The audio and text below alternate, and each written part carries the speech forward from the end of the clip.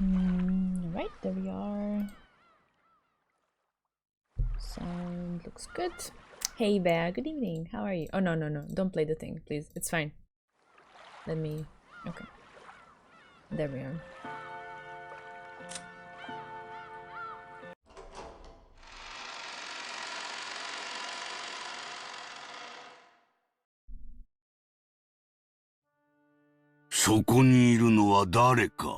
Oh yeah.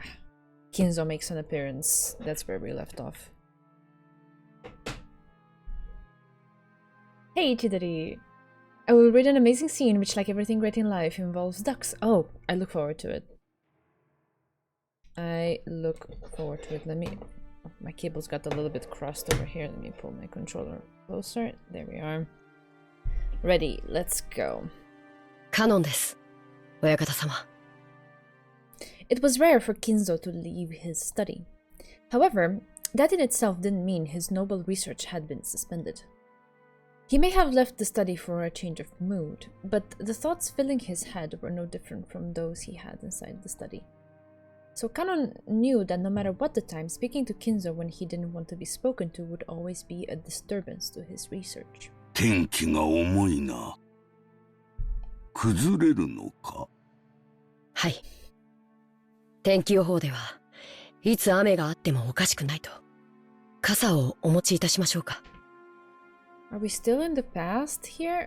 それには及ばん。しばらく私を放っておくがいい。息子たちに聞かれても所在は知らぬと言っておけ。私は自らの思考を巡る旅で忙しい。I like that. I am busy on a journey through my own thoughts. かしこまりました。それでは失礼いたします。During the time that Kanon bowed to him, Kinzo had already returned to his own world and had forgotten that Kanon was there. Hey Desalane, how's it going? And once again, he began rambling to himself. Noble research moment. Amidst those words, the name of that witch was repeated many times. Of course. I can still hear it ringing in my ear, the way he was screaming it in the beginning. Oh, Beatrice! お前の微笑みに手が届かぬ。どうすれば蘇るのか。どうすれば再び微笑んでくれるのか。何が足りぬ。研究か、資料か、触媒か。それとも魔力か、運気か、信託か。Oh wow. ベアトリーチェ、どうすればお前の面影をもう一度見ることができるのだ。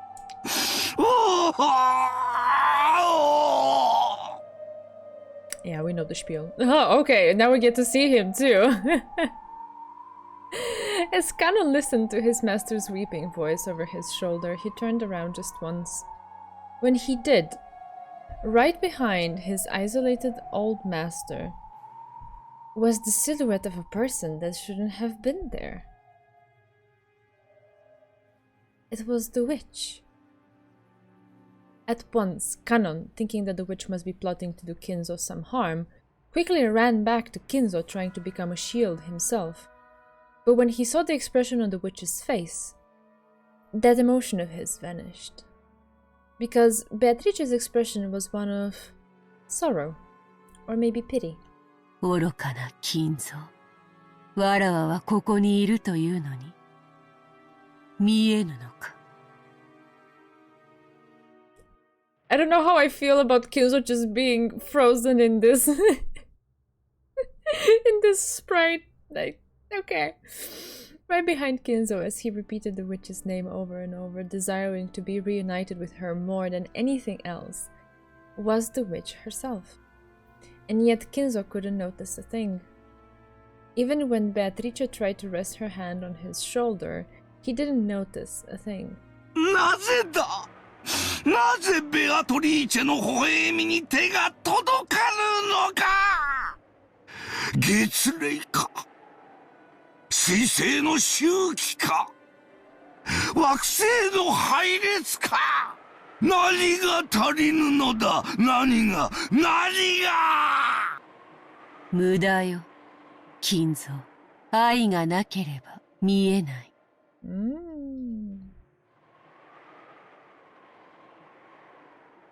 Kanon took the brooch he had received from Shannon out of his pocket. Could he learn something that would enable him to see what he currently could not? 愛がなければ見えない。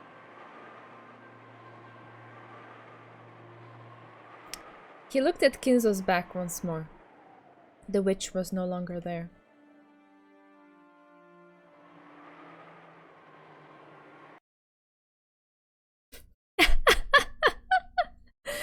Umineko's beginning, you laugh at Kinzo's obsession. Umineko's end, you are Kinzo. That sounds fair. Oh man. The biggest event for the Ushiromiya family in fall was the family conference in October. But for Jessica, there was another one before that, the school cultural festival. Jessica liked school. To her, it was a place where she could let out the stress she'd built up during the rigid lifestyle she was forced to lead at home. For the cultural festival today, she had formed a group with her friends and would be performing casual pop rock on a temporary stage. Oh no. She had kept on preparing and practicing for that and was really looking forward to today. But there was one thing that had been worrying her. She looked at the clock. There was still a little time, but she was uneasy. Would he really come?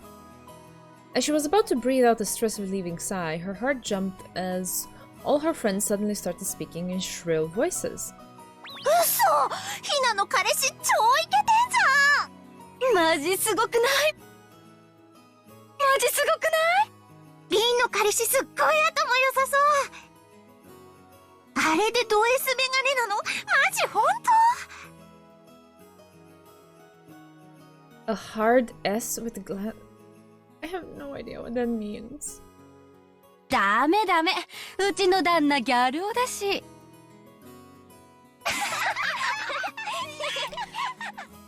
Lost in translation for me, I don't know what that means.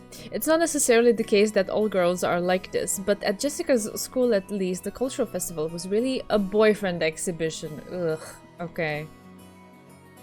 Jessica didn't have a boyfriend. She had many friends of the opposite sex, but no special one. S&M is a hint? Oh god. Oh god. Oh, okay. Oh. Oh my god. Why? Why would you be excited about that? Oh my god. Why would that be a good thing? Oh god, okay. Am I 33? I don't know.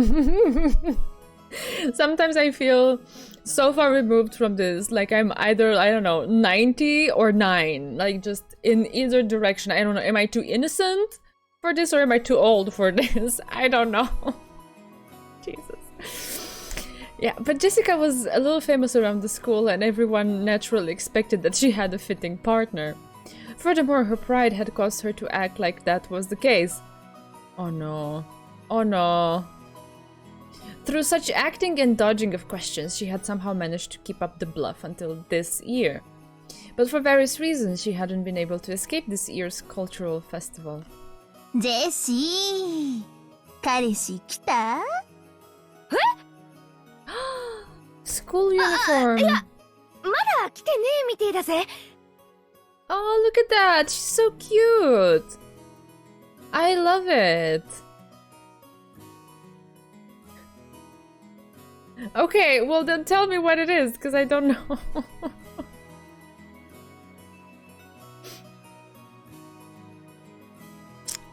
仕事忙しいのかな？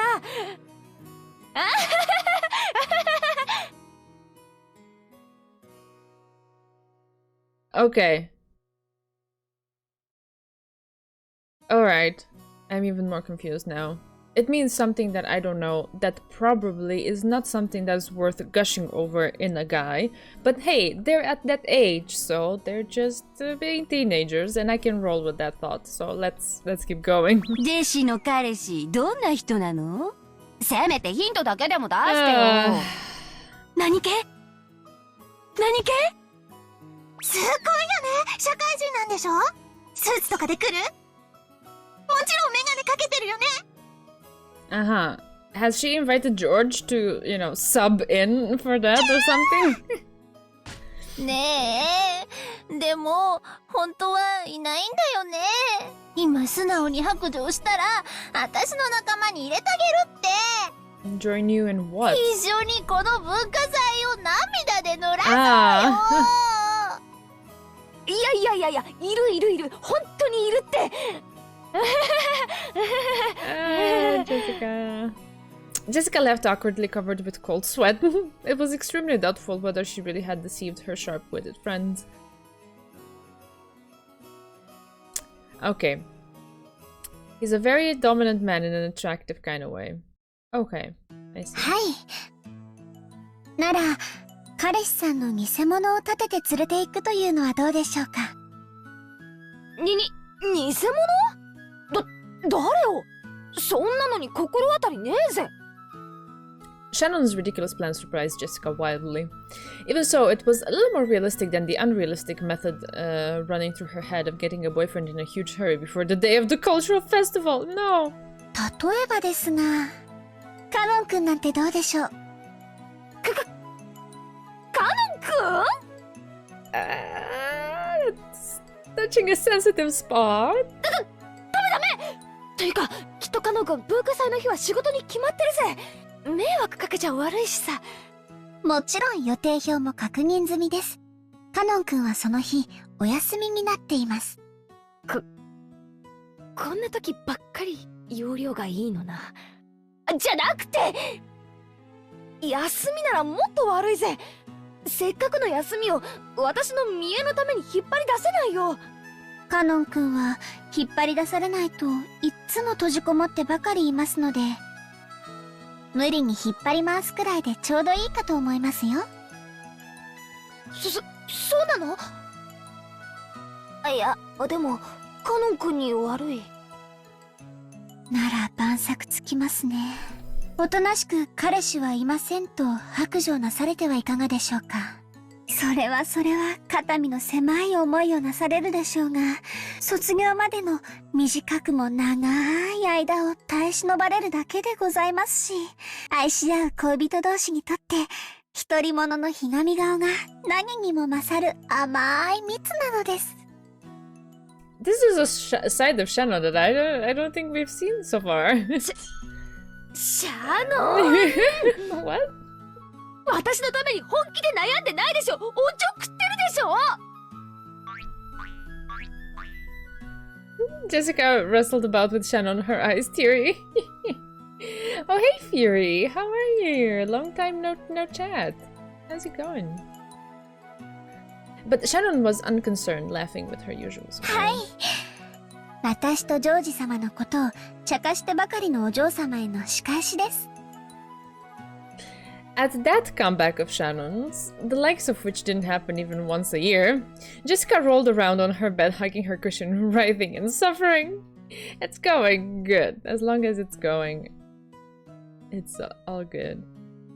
Shannon's triumphant smile was unbearably frustrating, but right now she was the only person Jessica could talk with. She could wait until later to suffocate her with the cushion. What? What did I read? いいじゃないですか、お嬢様。文化祭ではありますが、カノン君と一緒に遊びに行くチャンスですよ。いや、それはそうだけど、いや。It hits too close to home, right? Jessica buried her head in her favorite cushion to hide the fact that her face had grown bright red. And she bit away at her thumbnail. It really was a reaction to be appreciated. Shannon and Jessica were about the same age, of the same sex, and they were also friends. And they were both right in the middle of puberty. They could never talk enough about things related to love. That's why they were able to be open with each other about these topics. So Jessica had heard in detail about how Shannon's and George's love was progressing, and on the other side, Shannon had heard the details of what type Jessica liked and what kind of man she might be interested in. Judging by Jessica's reactions, it would probably be crude to talk about that in detail, but we won't get anywhere with Jessica just rolling around on the bed forever, so, to be blunt, Jessica had been thinking about Kanon ever since he had first appeared. There were almost no young men on Rokkenjima, so maybe it was natural that Jessica, as a girl in puberty, had become interested in Kanon. But if anyone said that, it would destroy the romance of a maiden's pure heart and of love at first sight. Shannon had been with Kanon the whole time at the Welfare Institute, so she had known him before they had started working. So Jessica had asked persistently about what kind of person he was, what his hobbies were, what his favorite foods were, what type of girl he liked. Even Shannon could clearly tell that Jessica was infatuated with Kanon. もうカノン君をデートに連れ出せるいい機会じゃありませんか。でもカノン君にだって好きな人とかいるかもしれないし、私なんかの見えっ張りに付き合わせたら気を悪くするぜ。Jessica likes those moody Bishonen types. I totally understand where she's coming from. I like them too. お嬢様のような素直じゃない方を何でしたっけ、ジョージ様に習いました。そうそう、ツンドラとか言うそうですよ。ツンドラWhat? あと十数年かすると流行るんだそうですよ。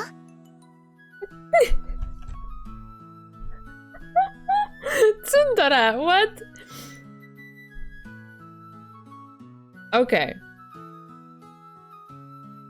Alright, but where do the S and M come from then? It's so confusing. Is it just yet another case of them borrowing words from English and then completely flipping the meaning? Like the videos that we had discussed a while ago.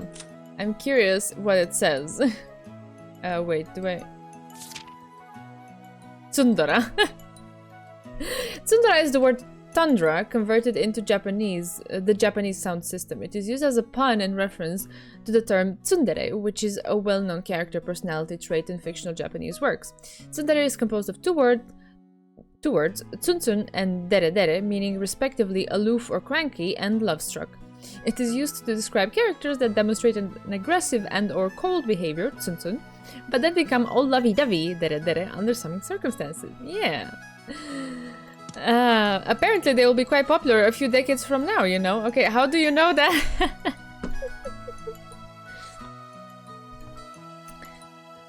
Right, so it does come from sadist and masochist, but it's like a completely different meaning, and so of course you can't really blame me for being a little bit like, wait, what? Really? Do they really mean that?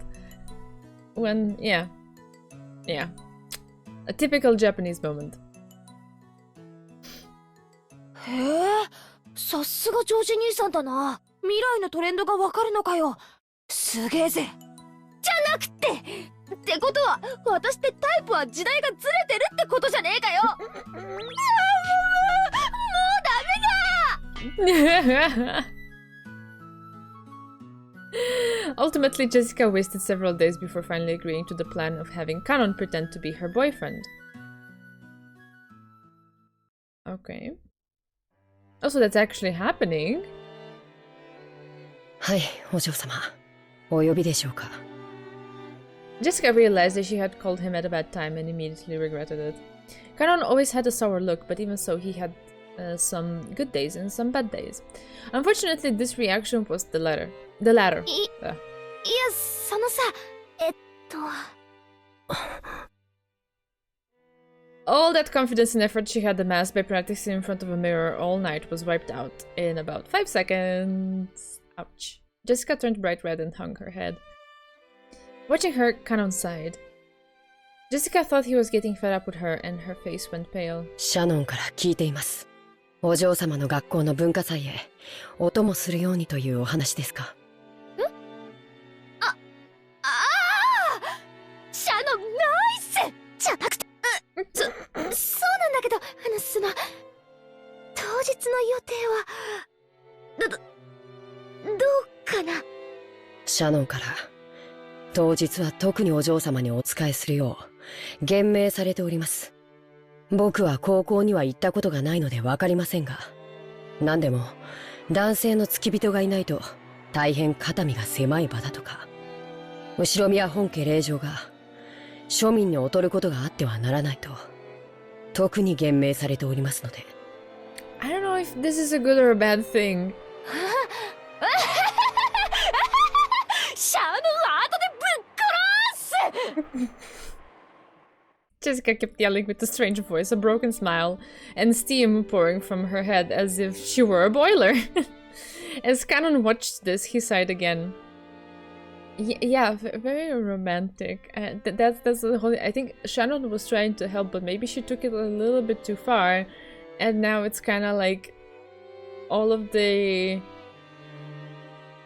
fun in it is kind of being drained out of it because Canon is just gonna take it as a job.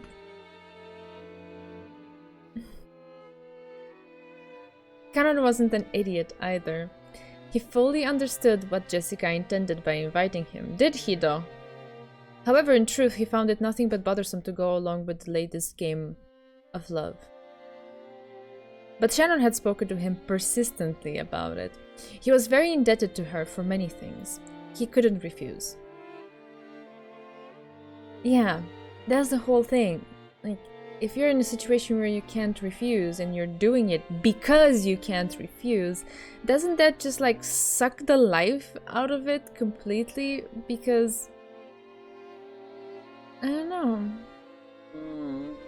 I feel sad for Jessica a little bit because I'm pretty sure somewhere in her heart, if this were to happen, she would have wanted him to be himself and to actually enjoy being with her. But because he's gonna do it as a job, there's no chance of that, you know. That's sad. Yeah, and in his pocket was this brooch. Brooch. I meant to check it after last time. I realized I had never read that word out loud. I had only heard it by the Japanese saying brochi or something like that. Is that how they say it? Something in that way. And I'm like, what is the right pronunciation? I don't know. The thing. The thing he got from Shannon. Couldn't this strange turn of events also have been brought about by the magic power residing in this brooch? Canonism, it's inevitable. Ridiculous. But those words of Shannon's came to mind. Maybe Jessica is really into the whole servant thing. I don't know. I don't think any. Or like, I don't know. Is it alright for me to extrapolate from my own experience to other teenage girls? I don't know. But my feeling would be that no teenage girl would want a boy to, you know, be present at such an occasion simply out of obligation. I think it would feel bad no matter what. What did Shannon see that I cannot? I don't understand Shannon's feelings. We are furniture. As if we could become something more than that. Jessica still rambling on in a strange voice and Canon sighing deeply were a truly odd combination. Brooch. Okay. Thank you, Belle. ジェシー、 You're always 人が saving 来てる me. よ。聞こえてないの？ごめん。誰？ As my friends all gathered together, they were looking this way with hard-to-describe expressions, whispering to each other in low voices that couldn't be called low. Even I felt kind of shameless. Did I just say, sorry, who? Yes, you did. You did. Like, I don't know who's shown up. Ah, crap, my mind is blank. あれジェシの彼氏？ I was just wondering what he was gonna look like. He looks very mature and mysterious in that coat. I approve. High fashion moment indeed. Yes. Yes, yes, yes. He also looks really cool without his hat thing that he has as part of his uniform. Very nice. かわいい。本当に彼氏いたんだ。マジ嘘本当？ジェシカの裏切り者。すっごい素敵じゃん。年下？年下なんて聞いてないよ。どこどこ？ジェシの彼氏ってどこどこどこ？ショタって本当？いや。遅かったじゃねえかよ。昇降口がわからなかったもので遅くなって申し訳ございません。いや、その格好も似合ってるぜ。 He's going into servant speak. I don't know how that's gonna go. Hey Zekta, how's it going? はいはいはい。シャノンが普段着では良くないと言って先日一緒に買い物を。似合いませんでしたでしょうか。 Oh no, it suits you perfectly. そんなことないよ。シャノン、後で2階級特進。Bossed human. Oh my なん god. だかここは女の人ばかりで居心地が悪いです。だよな。さ、ここじゃなくてステージの方に行こうぜ。もうすぐ私たちの出番だからさ。さ。It seemed that Jessica was just as uncomfortable. It looked like she was finding it difficult to cope while bathed in everyone's interested gaze. When he saw Jessica's appearance, Kano thought that he might have made things difficult for her by coming. なんだか迷惑をおかけしているような気がします。お邪魔だったでしょうか。そんなことないって。僕がお邪魔でしたらいつでも言ってくだされば。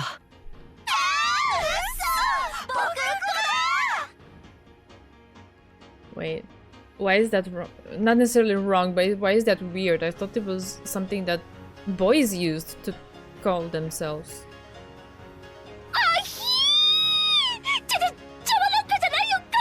I'm not sure I know the nuance of that and why they reacted that way. 僕はどうしていればいいでしょうか、お嬢様。お嬢って呼ばせてるの？羊系来たこれ。ラメー。今日はお嬢様はラメー。そうですか。わかりました。ジェシカ様。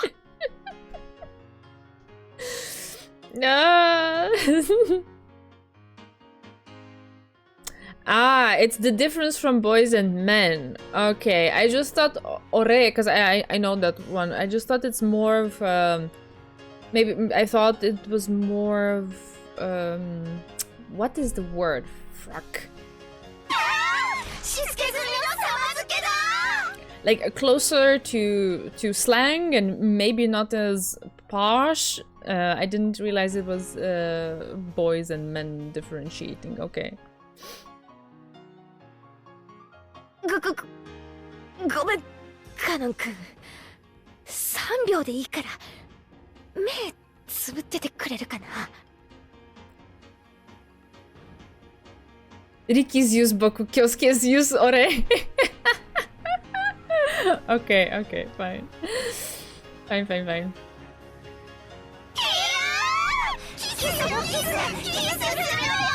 I have this feeling that there was a character in some a while ago. That's why I'm not remembering it properly, not even which character or what anime this was in. But a character called himself something, and everyone was like, what is this? Kind of like it was unusual for them to call themselves that. And I think it was ore. It was the moment when I was made aware of ore existing and being different. And it kind of like it was in a sense of showing a difference of class, maybe between the other boys in high school. That was the context. The other boys in high school and this newcomer who maybe wasn't as, high status as them. I feel like that's where my memory is going, but yeah. Anyway, I get it. I don't think she's gonna just do that, but okay.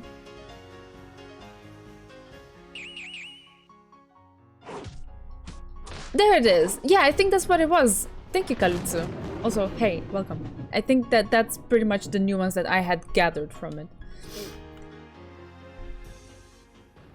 Okay, what is happening? What's crashing? When Kanon opened his eyes, for some reason there was a horrible tragedy in the room. Ore is self-asserting. Okay. Everyone had been driven into the walls, their arms and legs outstretched. Jessica put her brass knuckles in her pocket before Kanon opened his eyes. とにかくステージの方に行こう。Hey? 私たちの出番はもうすぐだからしばらく席で待っててよ。私たちは準備あるからさ。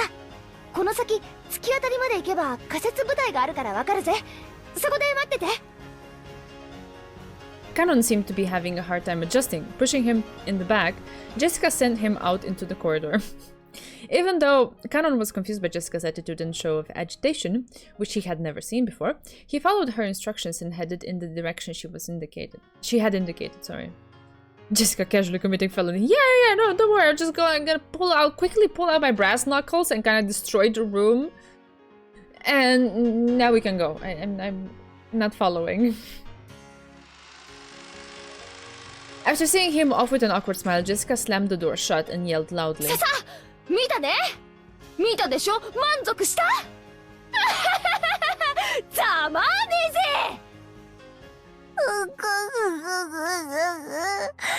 賭けに負けた。絶対ジェシに彼氏なんかいないと思ってたのに。彼氏じゃないんでしょ。使用人へのパワハラでしょ。ジェシの彼氏素敵だおー。いやかましいぜ。ほら準備。Jessica took the brass knuckles out of her pocket again, and everyone energetically returned to their tasks. Oh yeah, I picked up on that. I have heard that in other anime and other characters using it. Good catch, Desolane. Kanon went down to the corridor as Jessica had told him to, and found a temporary stage set up where the vending machines should have been. It was probably being shared in time slots between the individual groups and clubs. A student group was singing, and the place was already fired up. Disliking that ruckus, he found a dark wall to lean against, alone. So, this is what they call high school. Also, maybe I should say this, it sounds like a fun tidbit. When I first read Beatrice, my thought did not go to the character, but it went to our own Bea in chat. Because I associate you first with that name, and then I think of the character. I'm silly. Have I been doing this for like 11, 12 streams? Seems not. She also uses Warawa. Right. So this is what they call high school. It sure is noisy, Kanon thought. Then he remembered Jessica just now acting in a way he'd never seen before. Honestly, she was in such high spirits that alcohol might have been involved. I don't know. I think at that age you can at least from my perspective as a girl, you can definitely get like a little bit high or drunk on just stomach butterflies and emotions and stuff. Drunk on love, there it is. Yes. There it is. To him, the greatest virtue for a person was to always be composed and intellectual. In that sense, it was very hard for him to get used to the atmosphere in a school cultural festival. He had the responsibility of reporting everything he saw or heard to the master. So he would also have to report about Jessica's unrestrained behavior earlier. At the very least, it was not fitting for a daughter of the Ushiromiya main family. The master, Kraus-sama, and especially Natsuhi-sama, would probably be angry. If I were to report it in a way that protects me, lady, should I blame it on inappropriate school friends? Kanon thought back on how Jessica had acted earlier and sighed again. He could understand Natsuhi's headache a little now.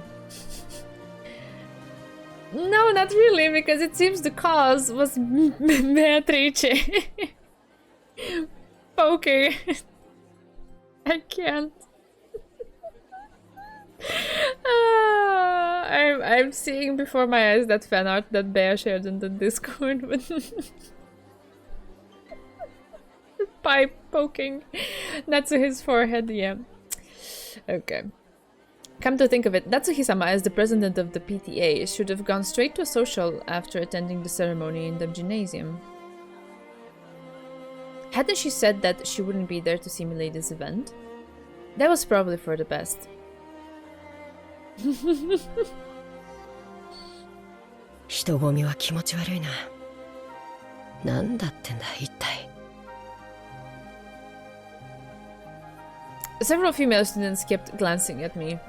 It seemed that they were all whispering the same sort of things that Milady's school friends had said, and it was really unpleasant.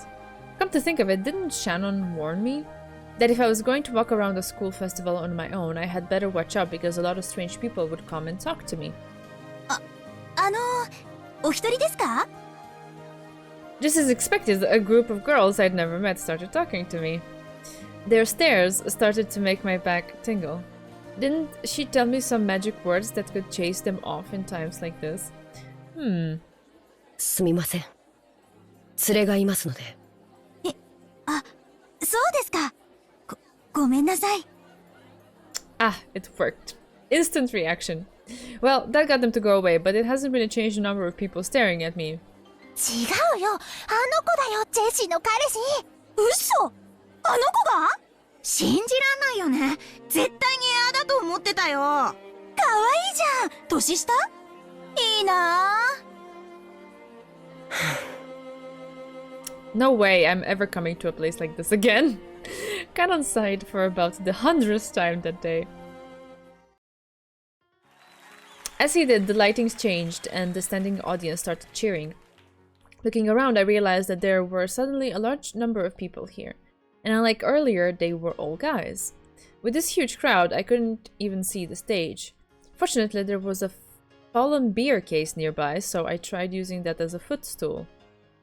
Why do they have a beer case in a high school with full of underage kids? And I noticed that there was now a new group on the stage.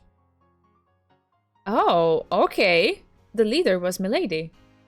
She had changed into stage clothes and was even holding a guitar. I didn't know she could play. No, maybe she could. I have seen her practicing air guitar before.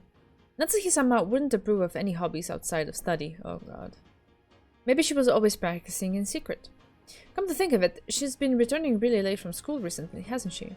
Maybe she's been practicing at school, far away from Natsuhi-sama's prying eyes. It really is for the best that Natsuhi-sama didn't come. If Milady were to get scolded by Natsuhi-sama after putting so many hours of practice in, she would probably be very dejected.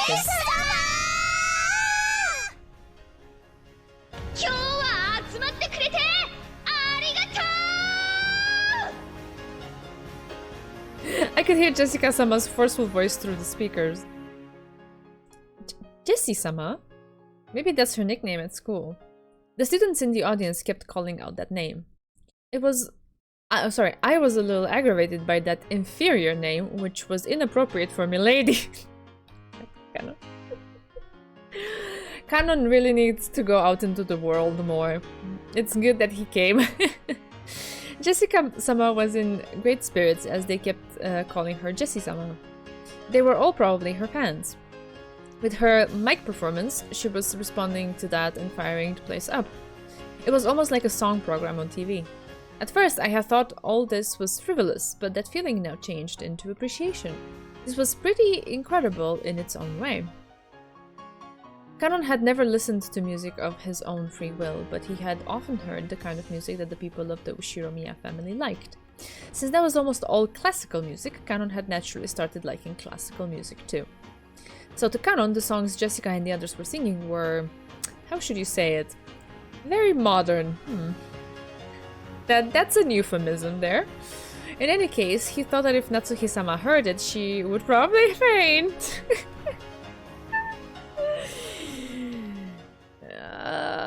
Yay.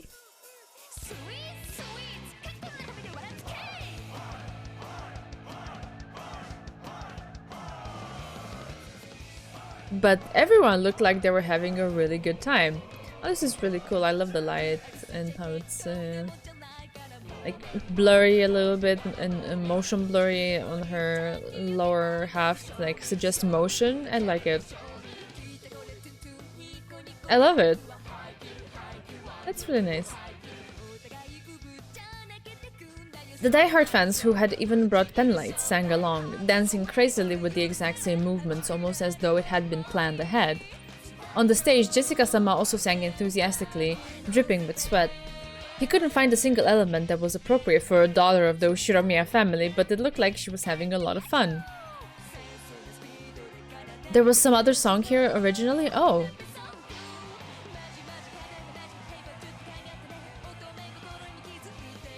Oh, okay. Interesting.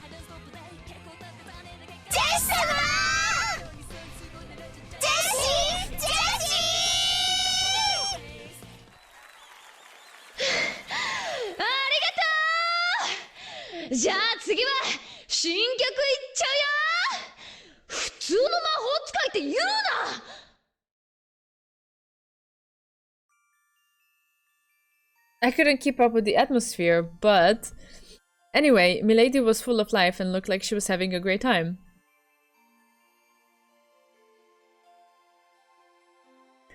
Oh, okay, I see. Interesting. Thank you. You teach me a lot of things. I appreciate you.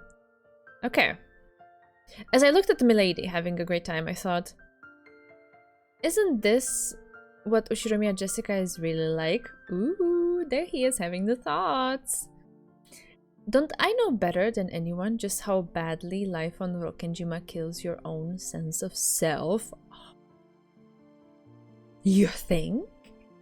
Then the time she spends not as Milady, the successor to the Ushiromiya family, but as a single girl called Jessica, living life to the fullest must be very important to her. He's learning, yes. I also love the song choice. I love this. I think this is my favorite melody in the soundtrack. I worked close to Milady, saw her in all seasons, and I thought I knew everything about her. But that was only a single limited side of her, Milady of Rokkenjima. We are furniture. We serve on Rokkenjima and end our lives on Rokkenjima. So I had come to think that Rokkenjima itself was our whole world, as though, just like in the old geocentric theories, the ocean spilled off the end of the world into an abyss. But as I looked at Milady like this, I realized that this was a horribly narrow outlook. I still couldn't keep up with the excitement of the crowd, but I felt like I had seen something that cannot be seen on Rokkenjima. Although I don't know if that was the unseeable thing Shannon was talking about, I still can't see the ocean as blue.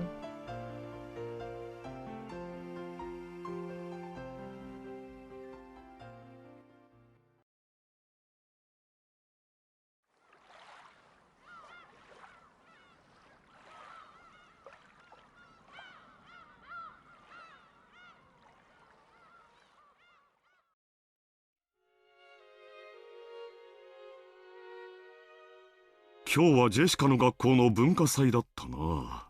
校長先生はお元気でおられたかね。ええ、お元気なようでした。そうそう、高宮議員もおいでになっておりました。あなたによろしくと特に言っておりましたよ。相変わらずご多忙そうかね。そのようでした。あの方も精力的な方です。そうそう。あと、榎本会長もおいででしたっけ。Naturally, the topic of Jessica's cultural festival came up at dinner. It sounds like Natsuhi had a perfectly boring time with boring people. School events often became social gatherings for influential people. Wouldn't you say so? It was the same for the Ushiromiya family, who were big names around this area. As Natsuhi remembered the names of the important people at the social, she updated Kraus on the news concerning them. Oh, great, fantastic. Gossip about other people's lives. Jessica didn't really have any interest in that discussion and rudely slurped her pumpkin soup. お嬢様。 Oh, pumpkin soup. Now I'm craving it. Okay. あまりお行儀がよろしくないかと。へいへい、そりゃあ悪かったぜ。ジェシカ、 That is... no. そういう言葉遣いは改めるよう、いつも言っていますよ。はい。Food again. Jessica answered discouraged. When he saw that, Krause smiled a little and interrupted his conversation with Natsuhi. ジェシカの方はどうだったかね、文化祭は。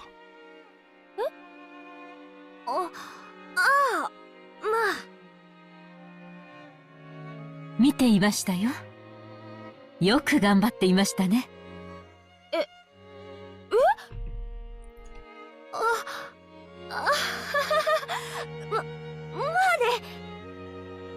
Jessica's face turned bright red. She probably hadn't thought that Natsuhi would actually come to see her on the stage. She felt a mix of happiness and embarrassment. Actually, she hadn't wanted her mother to watch because she didn't want to be told that her music was inappropriate for the Ushiromiya family. But it wasn't as though it didn't make her happy to hear her parents say that she did a good job after watching her try her best. ジェシカもなかなか落ち着きと貫禄が出てきましたね。生徒代表にふさわしい振る舞いでしたよ。Yeah, she's not referring to the performance. The smile that had been there a second ago crumbled like sand. Jessica immediately realized that she was talking about something different. Jessica was also the school's student president. She had no interest in something so annoying, but her parents had been pushy, so she had grudgingly accepted. Unfortunately, she was popular in school, so she had won the election easily. So Natsuhi was praising her for the ceremony organized by the student council at the beginning of the cultural festival. Actually, she had just carried that out half-heartedly. She had immediately met up with her friends and had held a stage rehearsal for the rest of the time. 人の上に立ち責任を背負うという経験は必ず将来役に立つ。後ろ宮家の人間としてきっとジェシカを成熟させてくれるだろう。ただ、挨拶が少し早口でした。内容は及第点でしたが、早い口調はそれを薄れさせます。一呼吸置く癖をつけるといいでしょう。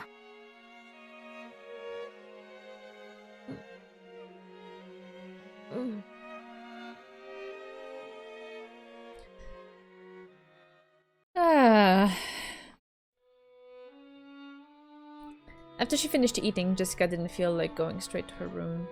You could say that her room was the place where her parents had specified for her to be. So maybe you could say that for Jessica, choosing not to return to her own room and instead disappearing to an unknown location in this large mansion was a meager form of resistance. Aww. Oh, my heart is breaking. Jessica felt that even being in the mansion made it hard to breathe, so she went outside to the rose garden. まあ、来たところでどうせ後ろ宮家の跡継ぎとしてふさわしくないとかなんとか言うんだろうぜ。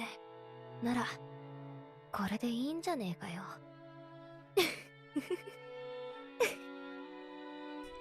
Jessica laughed at what she was sulking over. Laughed at what kind of words she would have had to receive to be satisfied. Ridiculous. In the end, I'm just a spoiled little kid. I can't believe myself, it's almost funny. お嬢様。カノン君か。驚かすなよ。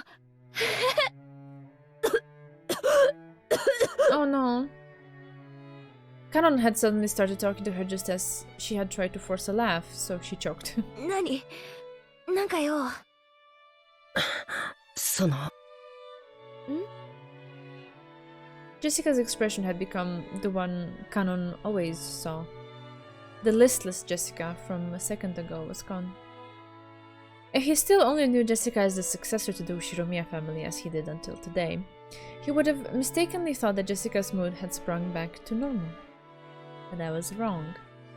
He now knew a part of her that he could not see until today, so he understood that there was no way that on the inside Jessica was just as she appeared. あ、今日は文化祭、いや、私の見栄に付き合ってくれてありがとうな。助かったぜ。お歌、お上手でした。そう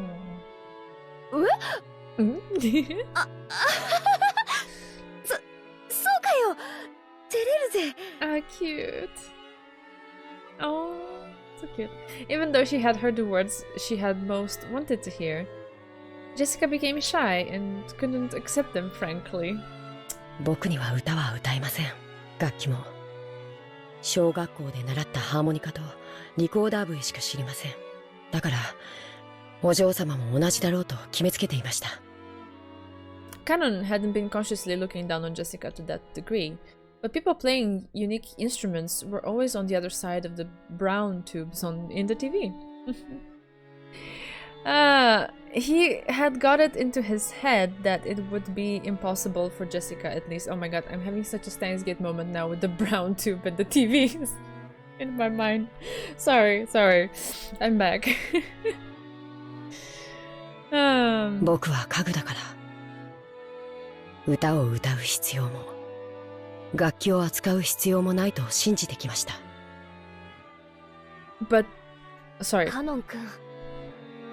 I went too fast, but I'm not sure anymore. That's what was there. Okay. その家具だからって口癖、本当に予想ぜ。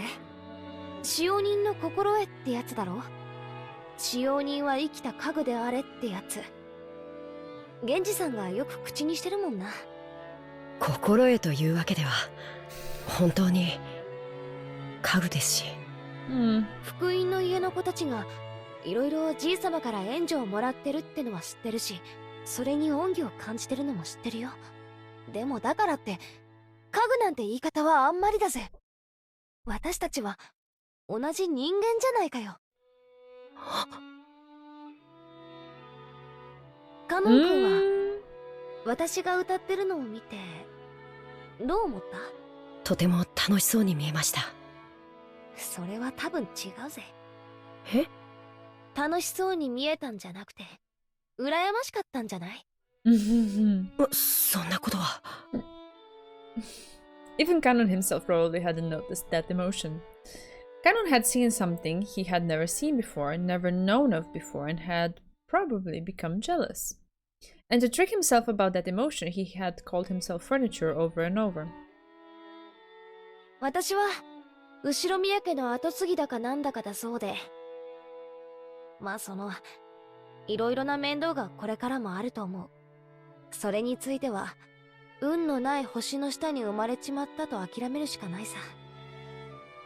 多分カノン君が福音の家で生活しなければならなかったのと同じに、私たち自身にはどうしようもない。生まれる星は選べなかった。そうかもしれません。ただ私とカノン君では大きく違うところが一点ある。わかる？ I am furniture and you are not. I am definitely sure that's not what she is referring to.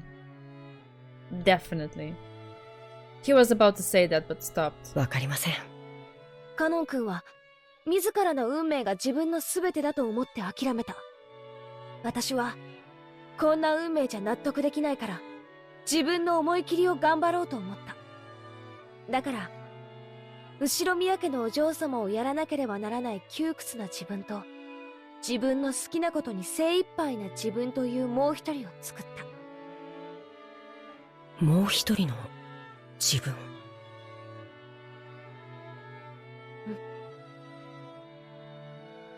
カノン君は自分のことを家具だからと言い聞かせてきた。そう言い聞かせなきゃならない辛いことがきっとたくさんあったんだと思う。それについては本当に気の毒だと思う。でもそれだけでカノン君の人生を全て決めちゃうなんて、私はそんなの悲しいと思うんだよ。人はさ、自分の中に自分が本当に好きになれるもう一人の自分をいつでも作り出すことができるんだよ。現実逃避とかとは違うぜ。そのもう一人の自分でいるとき、私は最高に生きているって実感できる。だから普段の日常がどんなに窮屈で退屈でも、私はきっと窒息せずに生きていけるってわけ。Jessica. 自分の中に自分が本当に好きになれる自分を作る。To make another me, which isn't furniture. Through her relationship with George-sama, has Shannon given birth to a part of herself that isn't furniture? Ooh. And did this other Shannon see something that cannot be seen by furniture? 私さ、カノン君のプライベートって全然知らないぜ。でも There's nothing to know. He genuinely believes he's furniture. カノン君のプライベートには There it is, yes. 多分 We're 何 on も the な same い。 wavelength here. 図星でしょ？ Kanon couldn't reply, but that was answer enough. He had no concept of a private life, so Kanon would always be Kanon. So furniture would always be furniture. カノン君のカノンってさ、本名じゃないんでしょ？ The Gospel House gave new students new families and a new life, so it also made a point of giving each of them a new name. And that's, in his case, that was Kanon. 確かに僕のこの名は仮のものかもしれません。 Have they mentioned his actual name? I don't think I remember that. I know Shannon's is Sayo, that one I know. He had thought that he wasn't anyone other than Kanon. But he remembered. There definitely had been a part of himself that wasn't Kanon. But that was far, far away, beyond the distant fog of oblivion. なら、カノン君にもカノン君である時とそうでない時で違う自分がいてもいいはず。使用人である時のカノン君は自らを家具と呼び、厳しく自己を戒めてるかもしれない。でもカノン君じゃない時の君はもっともっと自由に生きていいと思うんだ。 Those words definitely weren't just lip service. Jessica had also been like this in the past.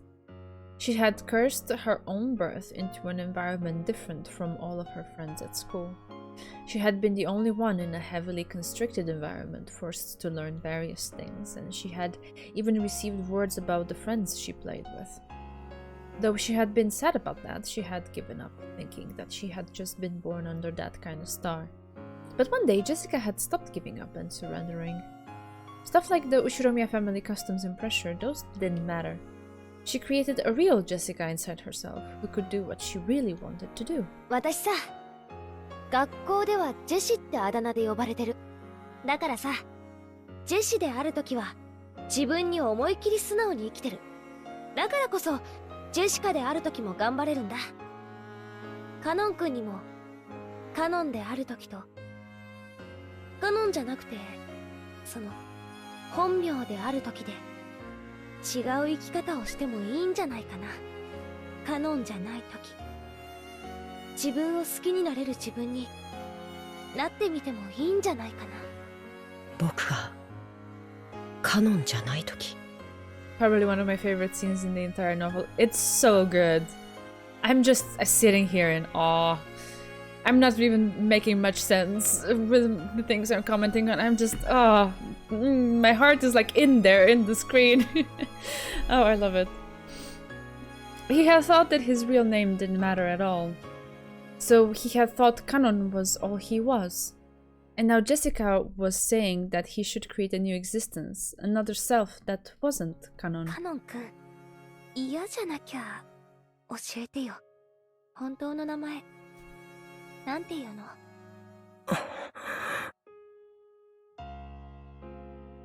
He was silent for quite some time. Maybe his real name had risen to the tip of his tongue. After hesitating for a long time over whether he should say it, in the end, he swallowed it back down. No! Why? 忘れました。僕の名前などもうどうでもいいことです。Those words signified a slight rejection. 僕が本当は何という名前であったとしても、今ここにカノンとしてあることだけが現実です。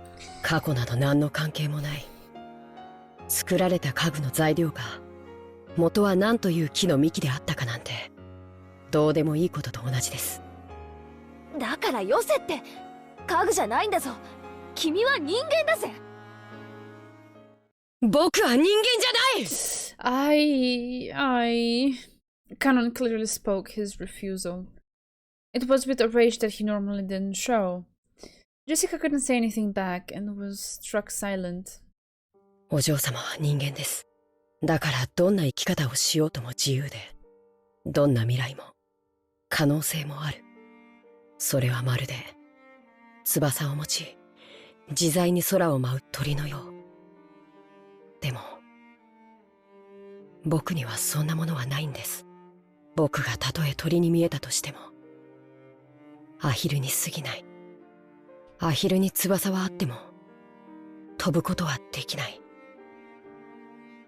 なのに空の夢を語るなんて、そんなのは残酷すぎる。家具だのアヒルだの、なんだってんだよ一体。いや、 Jessica had unconsciously gone along with Canon's forceful manner of speaking, but she realized that she shouldn't fire back and swallowed her words. 私は君のことを何も知らない。生い立ちも知らないし、その苦労も知らない。だから君がどうして自分を家具だなんて言い出すようになったのか想像もつかない。でも知って、君は家具でもアヒルでもない。ちゃんとした人間だぜ。使用人としてのカノン君が家具だと言うならそれでもいいよ。でもならカノン君は家具でない時の人間の時の自分を作ってもいいとは思わない？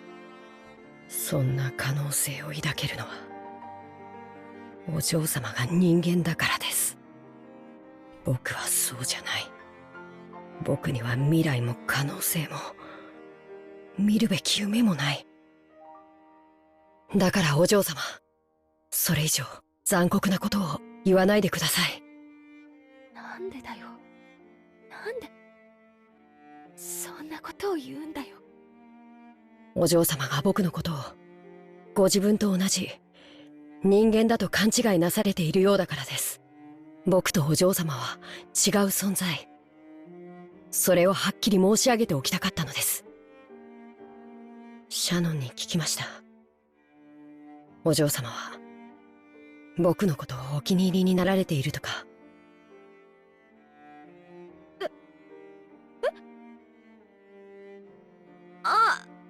いや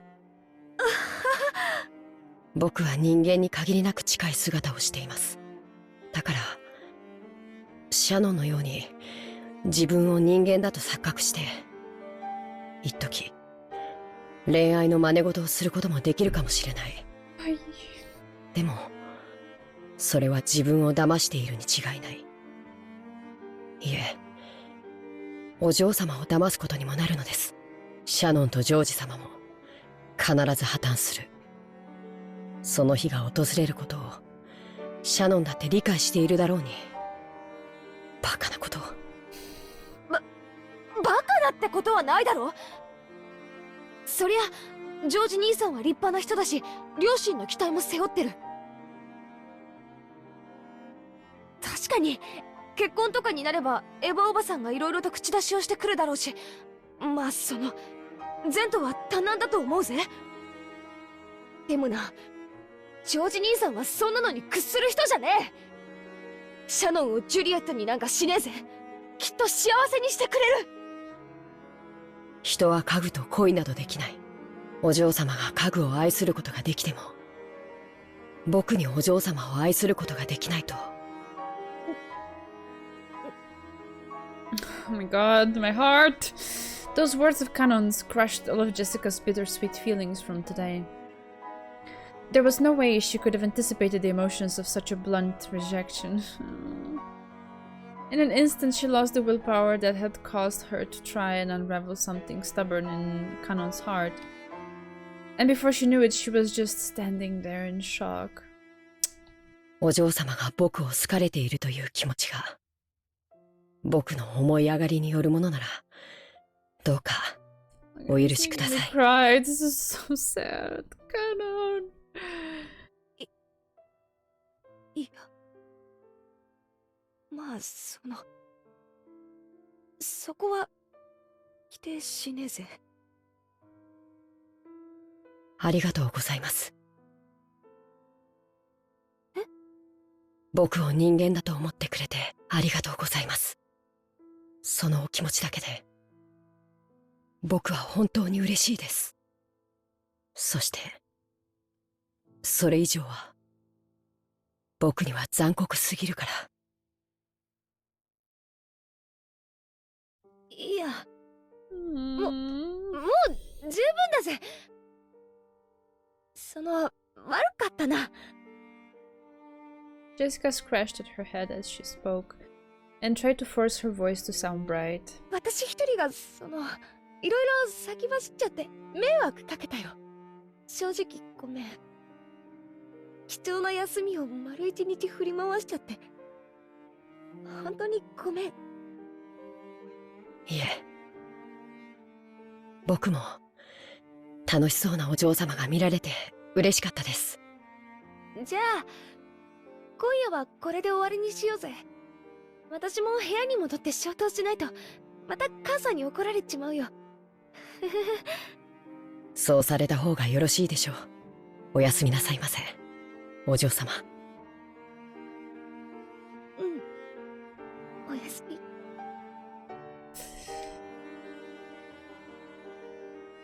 Jessica turned her back to him and slowly trotted away, looking disheartened. But suddenly she started dashing pell-mell and disappeared in the direction of the mansion.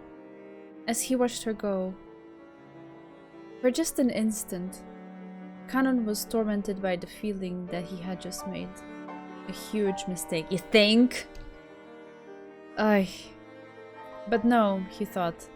This had not been a mistake at all. It was for her sake that he'd been forced to refuse her now while her pain was still at its smallest. 女を泣かせるとはなかなかやるではないか。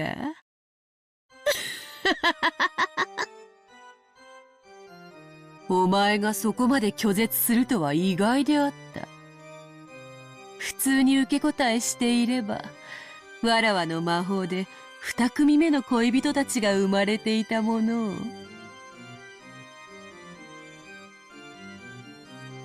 いつからそこに。最低なやつだな。When he turned around, the witch was suddenly there. It looked like she had been there the whole time, enjoying their performance as if it were a play. わらわへの暴言は、愉快なる見せ物に免じて特別に許す。I'm just not over from the scene, so I don't know if I can jump immediately into a Beatrice moment with her, you know, her usual style. I need a moment to recollect myself. Oh, jeez.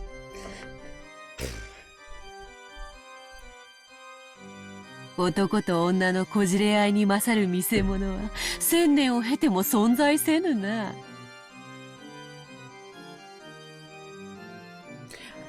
I respect him so much more. Like, I was reading this and I kept thinking the whole time, was his last moment like a sort of like non-canon true self kind of moment where he like just rose up in defiance to everything, and it's just it to me it only just makes it so much better. Because it gives things a context that completely amplify his gesture, because it did seem like a coming out of his shell moment at the time when I read it, because he's usually so composed and so I don't know, he kind of puts himself in the shadow and behind other people so that those people can shine. But that was his like one moment, like, what the heck is this is happening here? I'm no longer gonna be just, you know, a passive observer, and I'm gonna take action and assert myself for freaking once. And yeah, my thought right now is that that was a moment when he was his real self, even though it was his last moment, which actually makes it so much more grand. Much more grand, yeah. Great English there for me. Right, anyway, you understand what I mean. Anyway, let's see what Beatrice is all about here. わらわにとっては何よりも甘美なと。Canon pulled that butterfly brooch out of his pocket. It was the crystallization of the great magic that the witch had bestowed. Without hesitation, Canon flung it hard onto the ground and stomped on it. Oh, there it is. It was a similar kind of moment, in the same vein. ほう、わらわの与えたものと知りつつ、それは何を意味するのか。今、理解した。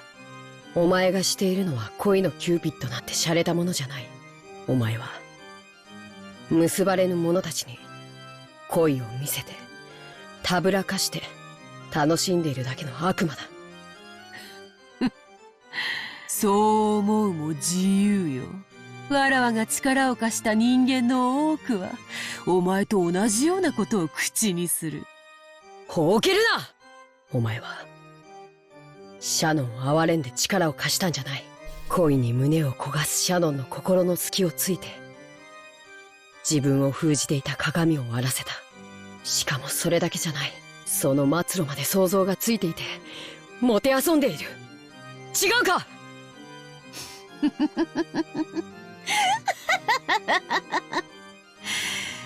家具とはつくづく哀れな存在よ。夢も未来も恋すらもないか。よいよい、身の程はわきまえるに限るぞ。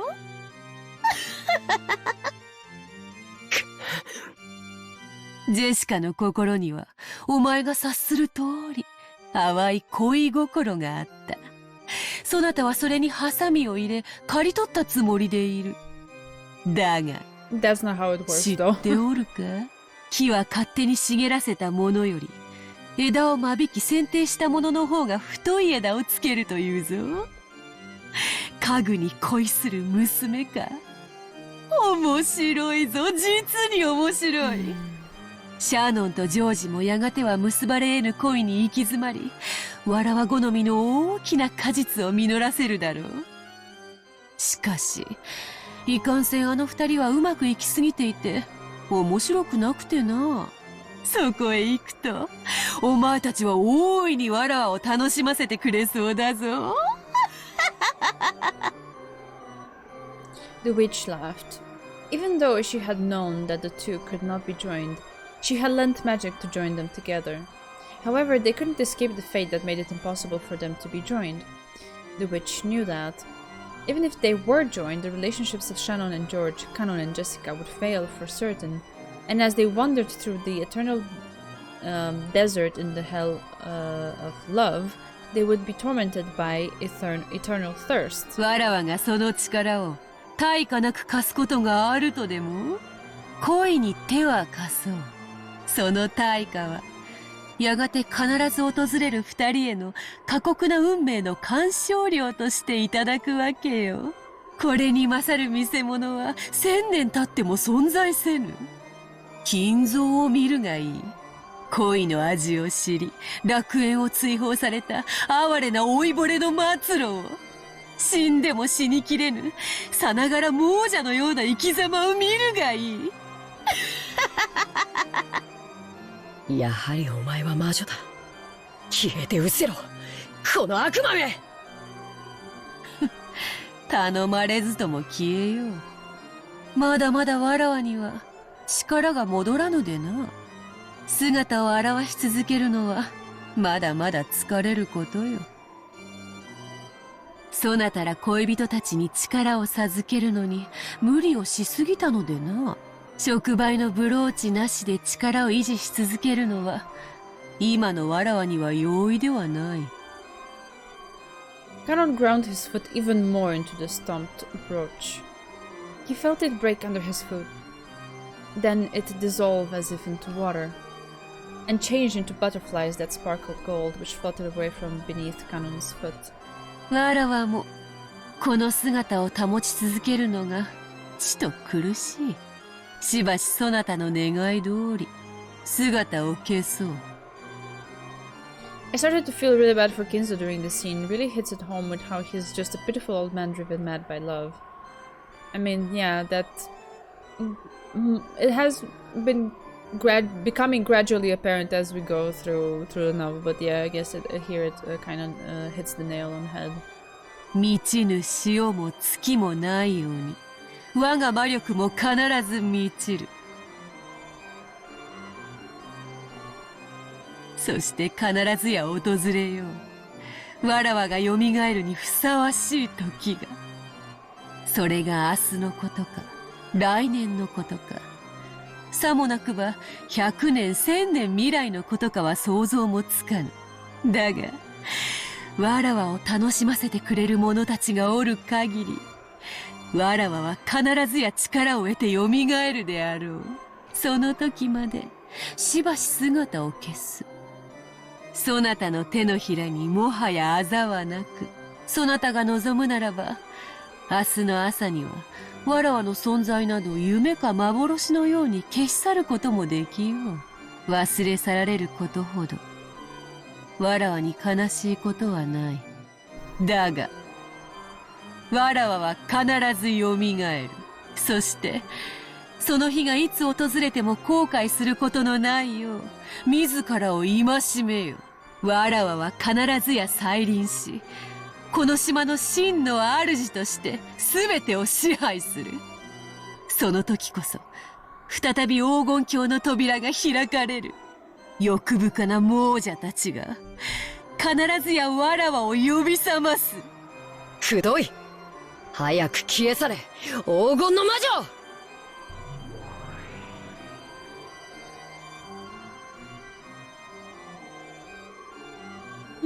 Even behind a mocking laugh, the witch turned into a flight of gold butterflies and scattered away.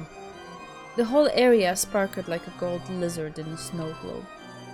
It was a fleeting, fantastical scene that disappeared in a heartbeat.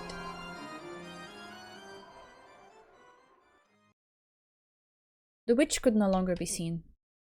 However, Kanon felt like he could still hear that shrill, unpleasant laugh.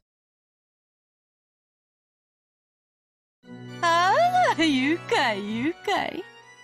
Scorpion guts. なぜに久しぶりの人の世はこうも愉快なのか。恋に惑え、黄金に惑え、そのどちらにも惑わぬものなど人間にあらず。なるほど。故に家具とは言えたり。家具は人間に奉仕するために生み出される。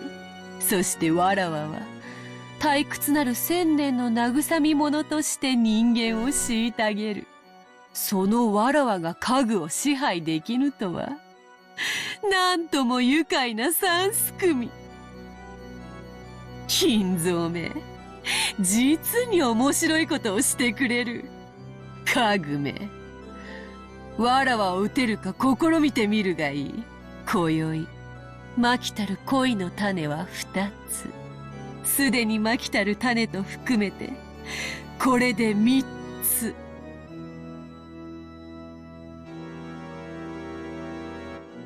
ベアトリーチェ、なぜに私を一人この苦界に置き去りにしたのか。I'm sorry, just being thrown immediately back into the Kinzo world with him making this same expression and still wailing for Beatrice. I just found it very funny. 私は憎い。これほどまでに恋焦がれているのに応えようとせぬお前を永遠に憎む。親方様、それ以上のお酒はお体に障ります。南條先生からもご注意を受けておられるのでは。黙れ源氏。お前にはわからぬ。我が嘆きも苦しみもわからぬ。I don't know. I kind of enjoy thinking that the actor just had like the time of his life with this. Like he was like, okay, this is what I need to do. Okay, brace for it. I'm on it. I don't know. I love it. This is me every time a pigeon called Beatrice flies away from the balcony. You have a pigeon, Kevin. How are you? Hi. お前だけは我が苦しみを理解してくれていると、お前だけは我が最古の友人であると信じているのに。I'm sure he understands it, but like at the same time, I'm sure he's been witness to it so many times that now it's just like a broken record to him. Kinzo was scared.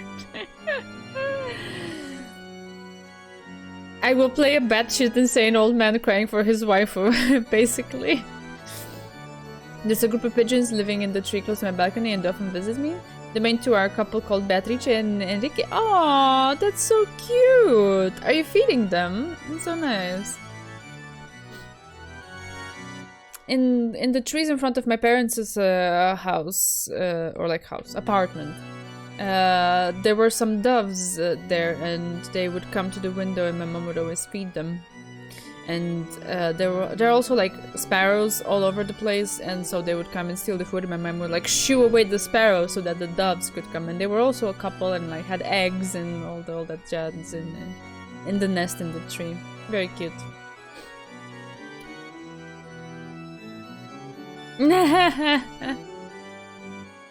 Oh wow, 5'7", that's a lot. Okay, that's a lot. I understand. なぜに理解できないというのか。おー、ベアトリーチェ。なぜ私だけを置き去りに。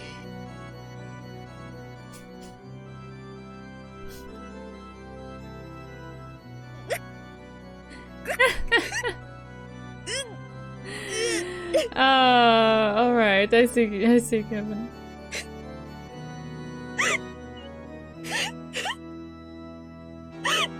なんだよ、家具って。わけわかんね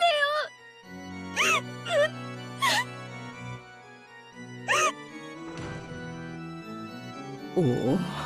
おお、おいたわしやジェシカ様。寝室から聞こえてくるすすり泣く声に、私は事情を知りつつもどうしようもないのでございます。すべては若すぎた二人と近すぎた距離、そして生まれた家柄が遠すぎたゆえの悲劇。Allow me to at least roll my eyes at that. I 私はた understand. だただお嬢様のお気持ちを汲み取り、足音を殺して静かに立ち去るのみなのでございます。The pigeon wars wake me in the morrow. Is it really that much? Oh wow. Okay, okay.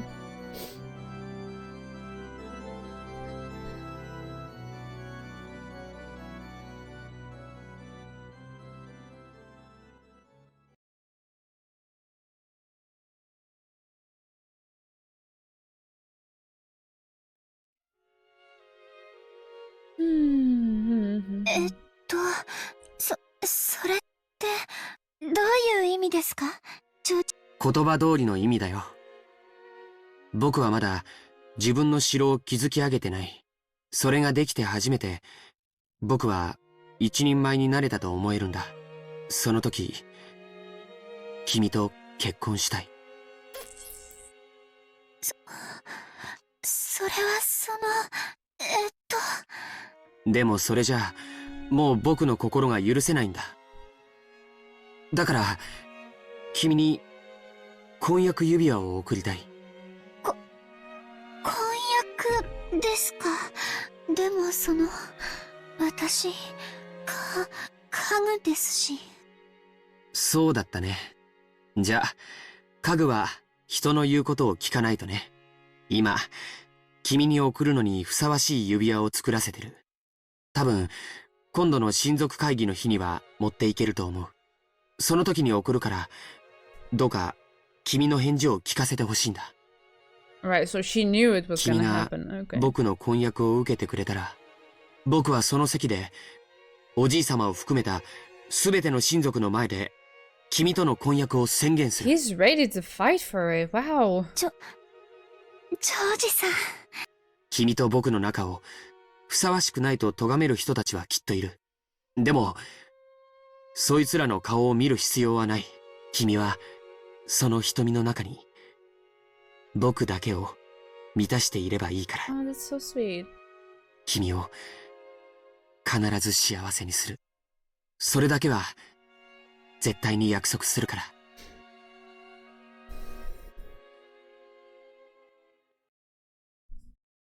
Oh man.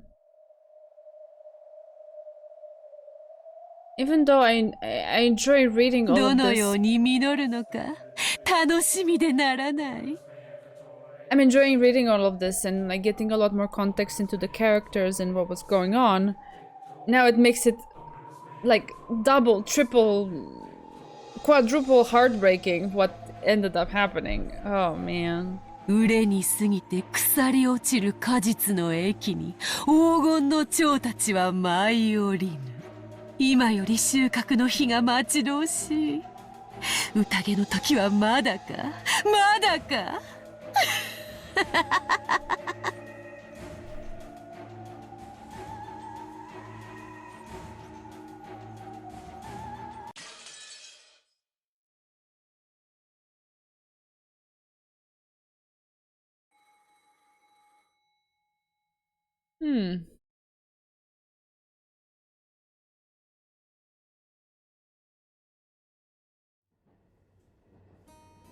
Here we go. Oh god.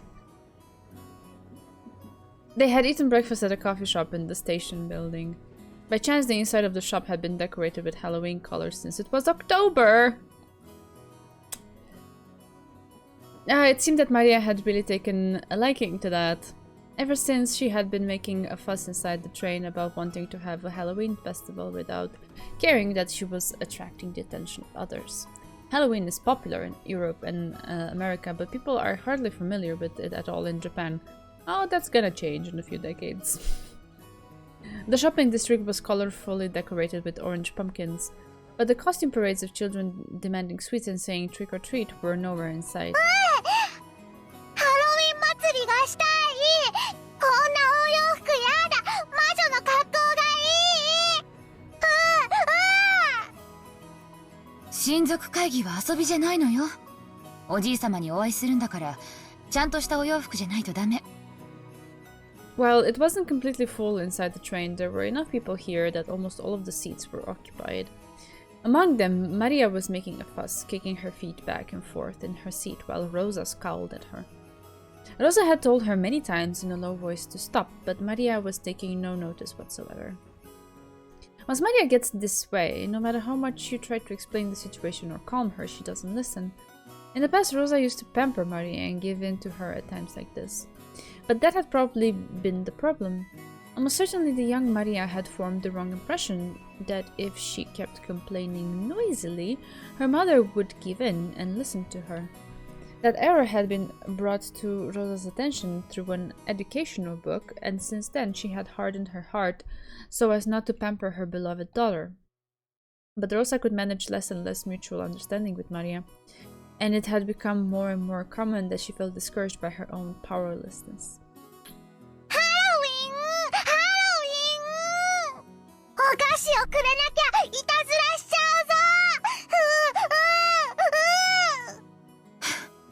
あなたにあげるお菓子はありません。さっき朝ごはんを食べたでしょ。お菓子をくれなきゃいたずらしちゃう。お菓子をくれなきゃいたずらしちゃ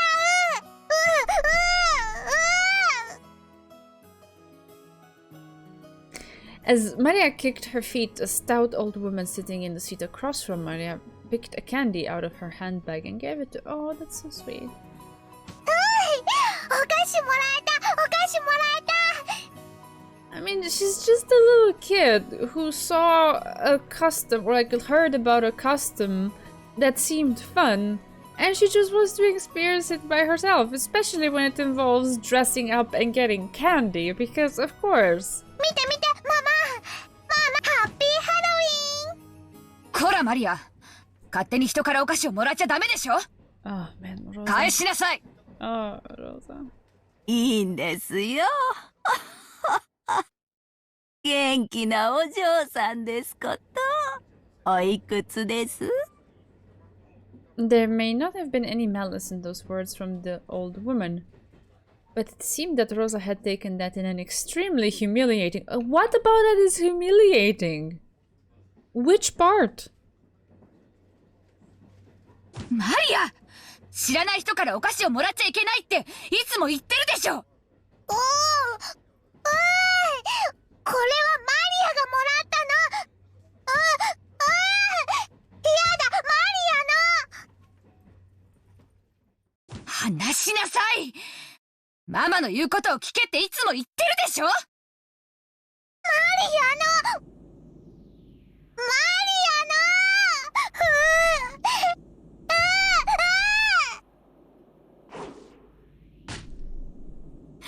その言うのをやめなさいって。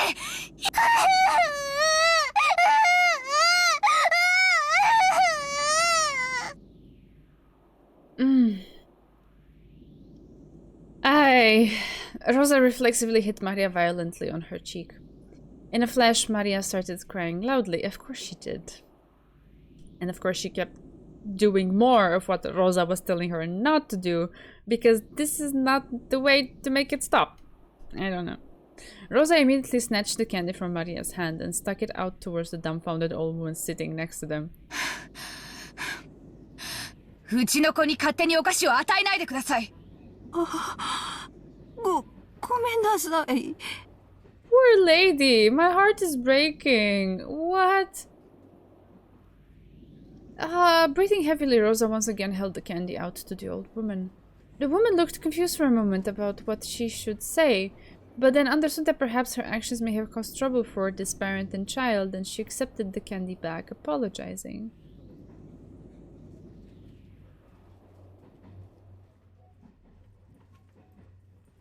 Then Rosa finally took notice of her surroundings. Her daughter's clothes were all messed up, she was crying and shouting with her nose dripping, and there were many dumbfounded passengers watching them.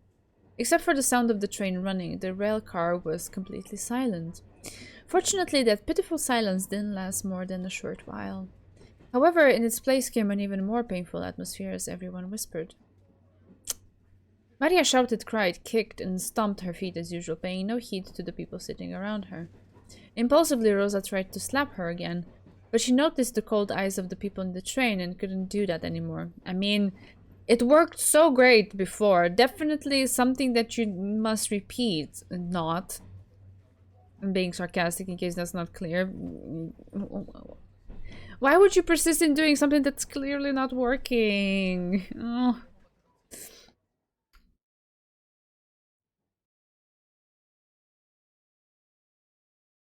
When you're sad everyone is going to die and then Rosa appears. I don't want Rosa to die either. I disagree with what she's doing, although at the same time I can empathize with the place she's coming from, of, you know, feeling overwhelmed by all of this, being a single parent and all of that, and these things like repeating over and over again. But she is also making the mistake of trying to correct it in ways that clearly don't work. But then she just keeps repeating it too. Like, so she's the adult in this relationship. The relationship is unequal just as a given, right? You cannot expect a child to be an adult and immediately understand everything and act the way you want them to. That's never going to happen. You have to accept that. And then you have to look at your child and its individuality and see where you can find common ground, to bring them more or less towards a direction that you think is healthier for them if you think that what they're doing is not. So you get to decide all of those things as a parent, and I don't know, like, I feel like she is constantly, from what we've seen, she just keeps going to this place where she expresses her frustration with violence, but it has no substance in the direction of actually correcting anything. It feels to me like it's just her venting her frustrations and that's it, because it's not achieving anything. It's clear as day that it's not, and she's not taking that feedback and trying to adjust herself somehow. So yeah, the fact that she reflexively hit her is horrible. I wouldn't go so far as saying that is horrible or that Rosa is horrible, because I understand what you're saying, Desolane, as well, that it's a very difficult situation for Rosa too as a parent. And so I empathize with her on a human level, but at the same time I still believe that she is the adult here and she should know better. On the one hand, there's the hardship and me empathizing with it, and on the other one, she is the adult and she should know better. These two things can exist at the same time, so I'm expressing them too. I know. I understand all of that. I agree. I don't disagree with a single word you said in your latest comment. Totally. That is the situation, and she should still know better. I know, but that's what it means to be an adult and a parent on top of being an adult. Yeah. Unfortunately, it's not easy. I'm not saying in any way, shape, or form that it's easy to know better. I don't know what I would do. I cannot say I would do this, and this, because I have no idea if it would work. But I would definitely try to catch myself and see like that I don't persist in the same direction or methodology that obviously is not doing anything for anybody. I don't think Rosa enjoys getting angry and hitting her. So, yeah. As usual, Maria didn't stop crying. Rosa took her to the end of the platform and hit her cheek again. At the moment she was hit, Maria stopped crying for an instant, but before long she shouted and cried even more than before, because of course she's a child. When she gets hit, the one thing that she sees and understands is that her parent, who's supposed to love her, is hurting her. She's not gonna take it as, oh, this is a signal that the thing that I just did earlier is wrong and I should adjust it, maybe so that I don't get hit again by the parent who's supposed to love me and care about me. Maybe next time I should do things different. A child is not gonna have this train of thought. And even if they were to have it, it's still coming from an unhealthy place. Oh, sorry. No, please, no. My heart is breaking. Oh, I appreciate that. I'm trying to see both sides of the situation, right? Because I totally get Rosa's hardship with this. I can't even imagine being alone in the situation, right? I want to have kids, and I have always planned to have them in a stable, healthy relationship, because I don't know how I could possibly properly take care of a child by myself, so I can totally empathize with that, but at the same time I can see the child, and I was the child in a certain extent. I didn't have necessarily violent parents, but I have been the child who is yelled at, and I'm not like, what did I just do, right? And my instinctive response is like, I don't understand what's happening. I'm just gonna completely shut down. That was mine, right? It's obviously not Maria's. Maria's is just gonna do Maria things because she's her and I was me, right? But it was never beneficial. It never taught me anything. I had to grow into an adult with a lot of issues and confidence problems and so on, and try to untangle all of these as an adult looking back to understand what was happening and why it affected me in a certain way. None of that was healthy. So I have to also take this side because I've lived it, right? It's all about balance. Life is about that. The truth is never at an extreme, and there always has to be, how do I put it? Maybe there is no like silver bullet, golden land of like midway that satisfies everybody and all the parties involved in the situation in equal manners, but I think we should as a principle, constantly strive towards that, right? We will make mistakes, we will hurt other people, but we should still constantly, the direction that we would try to go towards would be this common ground. And if we kind of like shift along the way and take a wrong turn, okay, it can happen, we're human, but at least see it, admit it, acknowledge it, and try to make it better. That's the only thing that I could say here. No golden land. Yeah, I didn't intend to make it to a reference, but there we go. Corporal punishment only became prohibited in Japan in 2020. Okay, interesting. I did not know that. Having been in Maria's place, I support every bad thing that happens to Rosa during the night. I can't blame you. But I personally, no, it doesn't make me in any way happy that Rosa is killed. I've seen quite a lot of people suspecting that Maria might be on the spectrum. That makes it even more complex, I guess. Yes, our Bea in chat also introduced that idea, and I can see it. I can totally see it, and it adds to the difficulty of Maria being Maria. I get it. It is what it is, but like, I don't know, does that give the parent an excuse to be a shitty parent? I still don't think so. It increases the challenge, it makes it difficult. I totally empathize with that. Still not an excuse though.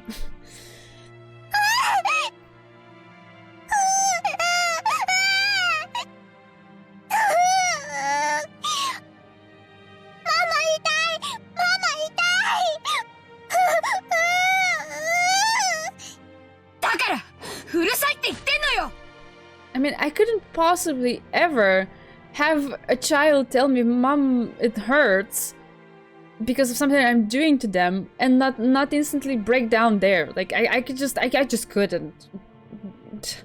No matter how difficult things are, it doesn't justify me continuing at all. I can't. Oh god, my heart is breaking.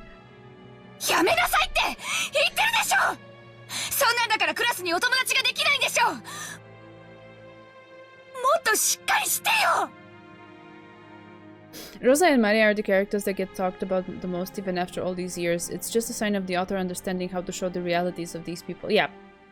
Yeah, he definitely did a great job showing all of the nuance and complexity and depth, and yeah, the fact that I keep like going from one side to the other and listing all of these things that each side has going for it. It just only emphasizes that reality is this way. It's not a clear black and white situation. It never is, especially when it comes to something like this. なんであんたはいつまでも頭の中が幼稚園なのよ。どうしてママの言うことが聞けないの。どうしてI mean, it's not like now she's gonna miraculously find the answer because you're hitting her and asking her why. Along with those severe words, Rosa hit Maria's head over and over. Not the head, I mean, really. The more Maria cried and shouted, the more Rosa hit her. And the more Maria was hit, the more intensely she cried and shouted.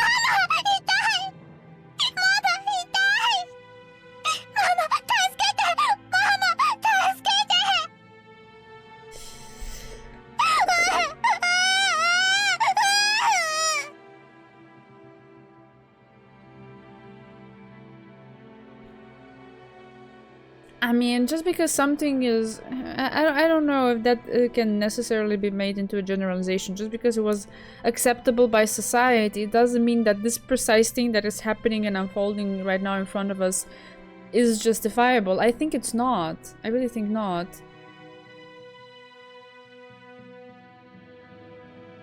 そのうーをどうしてやめられないの。あんたがそんなんだから友達ができないのよ。あんたがそんなんだからパパの出張が終わらないのよ。あんたがそんなんだから私が。お客さんいかがされましたか。何かご用ですか。 The one who timidly called to her was the station attendant.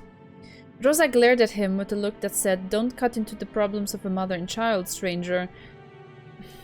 The station attendant surely hadn't wanted to talk to her. However, Rosa had been yelling on the platform for a much longer time than she had imagined. Her emotional scolding had caused the passengers on the platform to advise the station attendant that it would be a good idea to speak to her. Yeah! I mean, seriously? Like, if this unfolded in front of your eyes in public, like, wouldn't you have, like, isn't this going a little bit too far kind of reaction? Of course you would. Rosa yelled at the station attendant that they would get on the next train and not to bother them anymore. And then finally, or maybe we should say for the second time, she noticed the passengers on the platform staring at her from the distance. Rosa sweated slightly. She felt the wind chill the sweat, tormenting her. Maria was still crying, shielding her own head. No, unless this beating stopped, she would probably keep crying forever.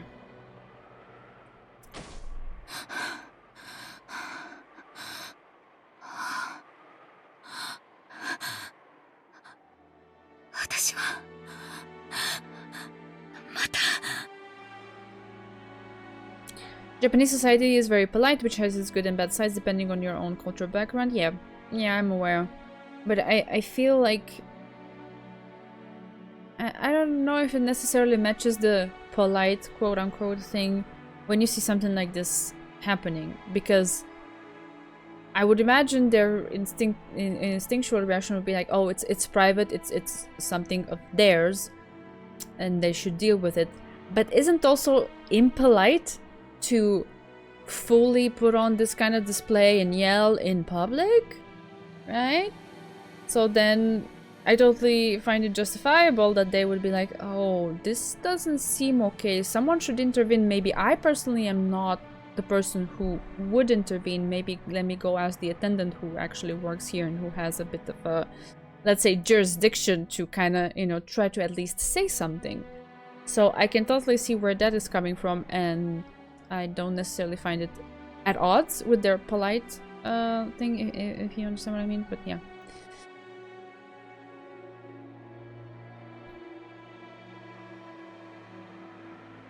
Yeah, well, she overreacts because she thinks Maria is interrupting others when she becomes the interruption, so... Double the abuse. Oh man, oh, okay. You're right, I hadn't thought about it in that way, so that makes me even double sad now. I saw something like that in Russia several times. No one intervened, including me.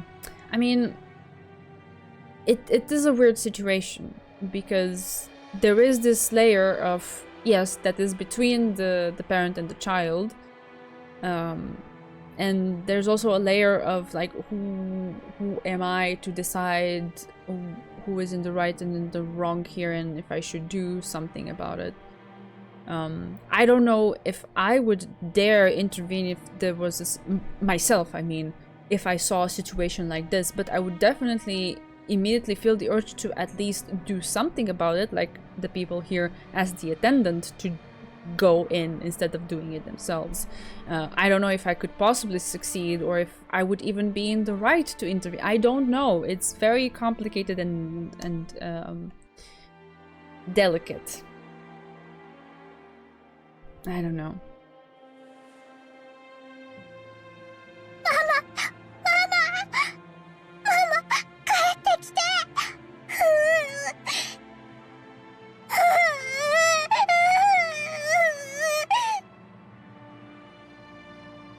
Rosa fell to her knees and hugged Maria, whose face was all soggy with tears and mucus. Maria, ごめんなさい。ごめんなさい。ママ、おかえり、おかえり。Finally, Maria realized that her mother had turned back to being her mother. Then she clung to her mother's body and cried, burying her face in her mother's chest. 悪いママを許して。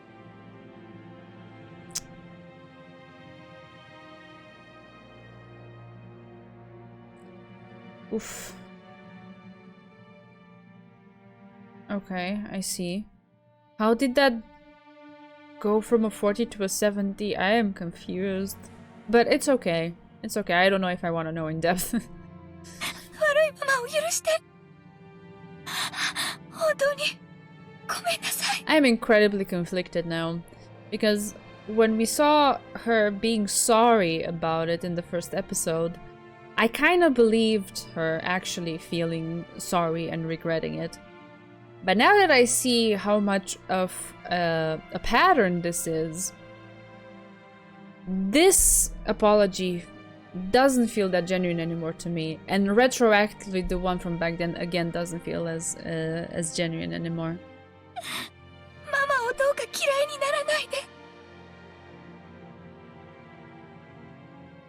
Different phrasings. Oh, okay, that's the key. Okay, gotcha. Rosa is incredibly unfit as a parent, genuine apology or not, in my opinion. Well, there is also one argument to be made in the direction of, when are you truly ready? Is there someone who is like absolutely ready, who will never ever make a mistake in their relationship with their child? No. And sometimes life happens in ways that you're not ready and it's still there. So it's not about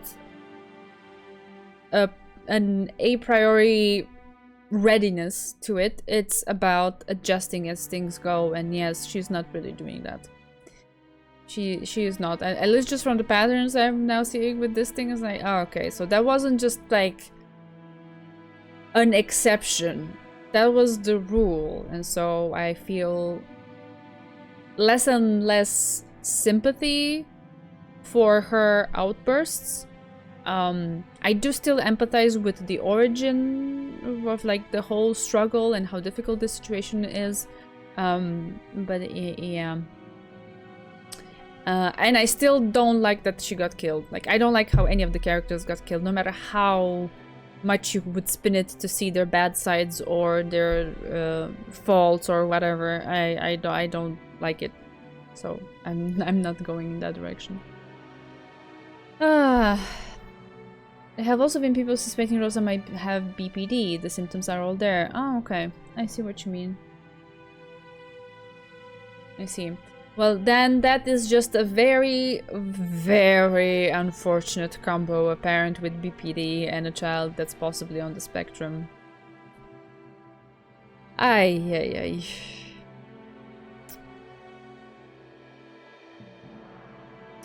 I think you're ready when you can make it your priority to raise a child. Yeah. I guess you pivot and you adjust and you're like, okay, I'm doing this now. And this entails this kind of responsibility. So if I'm gonna do it, then do it. You buckle down and that's all there is to it. I appreciate that the author didn't just make the characters a sum of psychological problems. They're a lot more real.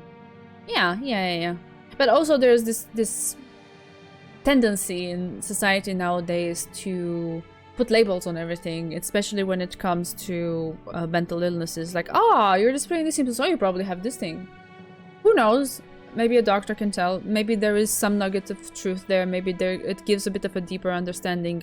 But yeah, people are just people, and they're constantly gonna struggle with something.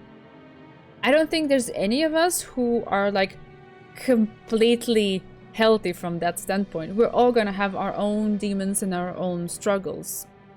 It's just what it is.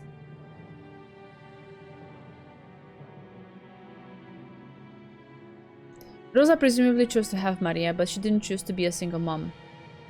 It's already tough for two parents, yes. Yes, I can totally empathize with that, but it seems to me that she is blaming, at least from the little nuggets we've seen, she's blaming Maria for the fact that her dad left for whatever reason.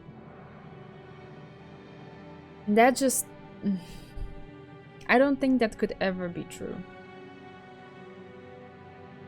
If there's even a nugget of truth in that the parent looks at the child and they're like, yeah, I'm not gonna be around this child, goodbye. I think that's on the parent. That says a lot about the parent and not the child. So I wouldn't blame Maria. She's just herself. With her own struggles.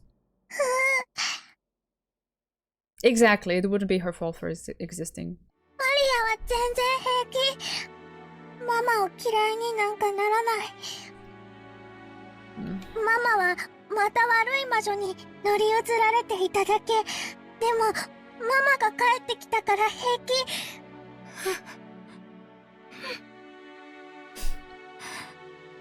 悪い魔女にママはまた乗り移られていたの。ごめんね。本当にごめんね。For a long time, the two of them hugged each other, asking for forgiveness and sending words of forgiveness back. For a while, the two of them gradually calmed down and naturally drew their faces apart. Maria's face, Rosa's face, both were deep red after crying their eyes out. マリアはハロウィンのお祭りがしたいの？うん。庄司お兄ちゃんやジェシカお姉ちゃんにかぼちゃマシュマロ見せてあげたかった。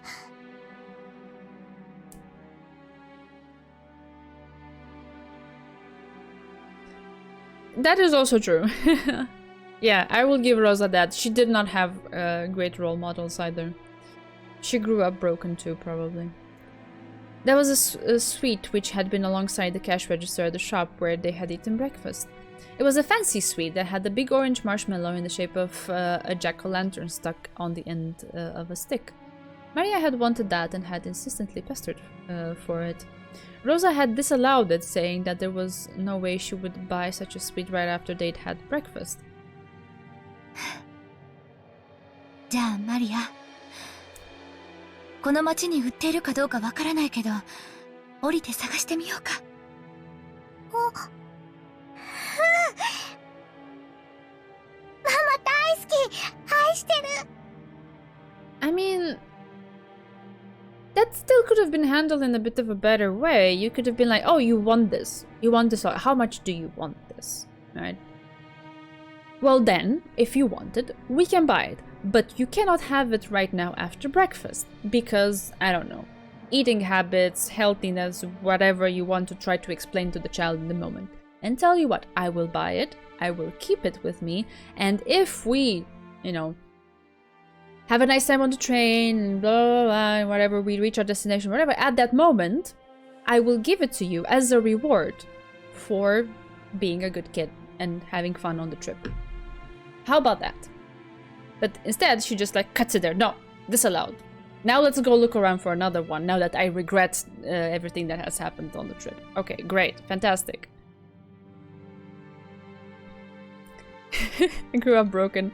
With a wonderfully supportive sibling like Kraus, Rudolf, and Eva, I can't believe just 30 minutes before we had a Silly Idol concert with Jessica. Yeah, can we go back there? Please. Give me the slice of life. The truth was that they had no time to waste loitering around at the stopover station.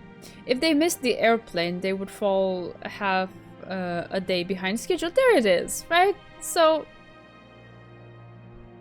yeah, you could have done it like something like, okay, I'm gonna buy it now, but I'm not gonna give it to you. We're gonna have a long trip ahead of us. There's gonna be a train and an airplane and so on. And I know that maybe you'll be uncomfortable and so on. But if you try to do your best, and I will do my best as well, at the end of the trip, when we will get there, I will give you this as a reward for having, you know, endured the trip. Why not? Why wouldn't this work? It's just a little candy. It's like, I don't like sugar, but one treat at one point in the day is not gonna like kill anyone, and instead could like make her happy because it would kind of amplify her joy for the Halloween thing, whatever, and because it would be saved until they arrive, she could also like show it to the cousins, right? And everything would just be like, everything on the list would be checked with just like a simple gesture like that. So she should have left home with more time to spare, but she had ended up leaving late after spending too long choosing Maria's clothes. Ah, okay, there it is. Because of that, Rosa had been a bit impatient since the morning. Well, that is your own shortcoming, lady. She looked at the clock. They should be getting on the next train immediately. But her daughter had firmly joined hands with her to go buy the sweets together, and that hand was warm. To Rosa right now, it was more important to regrow her bonds with Maria. Okay, I can respect that part. Maria was not only Rosa's beloved daughter, she was everything Rosa had. Interesting way of treating the everything that you have. Maybe focus more on that feeling. Oh, I don't know. What am I saying? Later on she's gonna do it again. Ugh. Fortunately, she could see that there was a big supermarket right in front of the station. Maybe she wouldn't be able to find a sweet exactly like that one, but Maria would probably accept something similar. Besides, Rosa also couldn't show up with a face swelled from crying. She would have to fix her makeup. This is why they were late. I remember now. They were late at the meeting. They were the last to arrive, weren't they? あれと全く同じマシュマロは見つからないかもしれないけど、似たようなお菓子があるといいね。それで、いとこのみんなを一緒に驚かそうね。ママと一緒に買うお菓子なら何でもいい。The two left the turnstiles of the station in this unknown town. Maria walked across the pedestrian crossing together with her mother, feeling very pleased, as though she was walking in an amusement park. Both faces were still deep red, but warmth could be seen between the two of them, mother and child, as they smiled at each other awkwardly. Oof, oof, oof, oof, oof.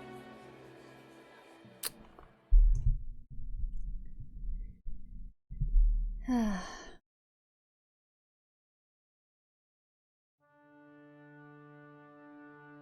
あなた、こんなところでどうされたのですか？君か。何でもない。考え事をするのにここが少し心地よかっただけだ。今日の準備はすべて手配が終わっています。あとはお茶でも飲みながらくつろいで待とうではありませんか。すまん。君にいつも面倒なことをすべて押し付けている。どうか私をもっと頼ってはいただけませんか。私はあなたの妻です。無論君にはいつも助けられているし感謝もしている。だからこそ私は私の仕事に専念できる。分かっています。お仕事のこと、そしてお父様の遺産の話ですね。君には関係のないことだ。欲深な兄弟たちの腐肉のあさり合いに過ぎん。大丈夫です。あなた、すべてうまくいきます。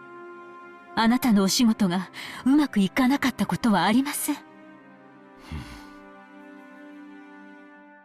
Natsuhi softly cuddled close to Krause's shoulder. She spoke words to reward Krause for the difficulties of his work, but Natsuhi was herself the one who knew best that it wasn't going well.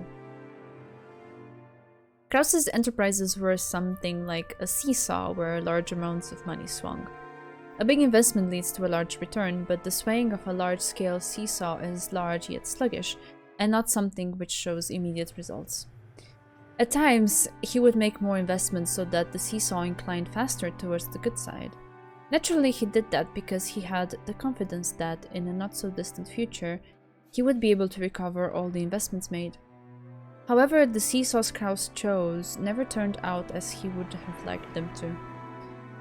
His foresight wasn't wrong, but times were slow. They never caught up with him. For example, think of a literal seesaw placed in a park. Due to its great popularity, there was always someone playing on it, so if he wanted to play, he would have to wait a long time for his turn. And then one day he found that seesaw vacant, straddled it, realizing he was the first to arrive, and had it all to himself. Yeah, but if it's a seesaw, you can't play by yourself. Unless you're in the middle, kind of pushing each side, but then what fun is that? However, nobody got on the opposite side of the seesaw, so he couldn't play on it. There it is. And no matter how much time passed, nobody came to the opposite side of the seesaw. The seesaw is a popular piece of playground equipment, so if you waited, another person would definitely show up. Krause noticed. The weather looked like it was getting worse. That's why nobody was coming outside to play. But the seesaw is a popular piece of playground equipment, so someone would definitely come. If he vacated the place because the weather seemed to be getting worse, someone would definitely snatch his place away. And he would end up only longingly gazing from a distance at someone else having fun playing on the seesaw again. On one side of the seesaw, he continued to wait patiently all alone. That was Krause's current enterprise and situation. 私にもう少しの勇気と自分の先見性を信じる自信があれば、いつだって失敗はしなかった。ええ、そうです。あなたの先見性はいつも間違っていません。あなただけがお父様の才覚を受け継いだのです。他の兄弟たちが誰も受け継がなかった天性のものを受け継がれた。なのに私はそれを信じられず、いつも臆病に自らの事業を畳んできた。なぜ自分を信じることができないのか。自分を信じられない男を誰が信じる。誰も信じない。Natsuhi does.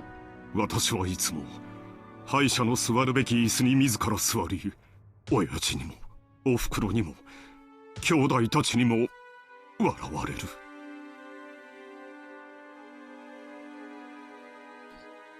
Is Natsuhi good or bad as a mother?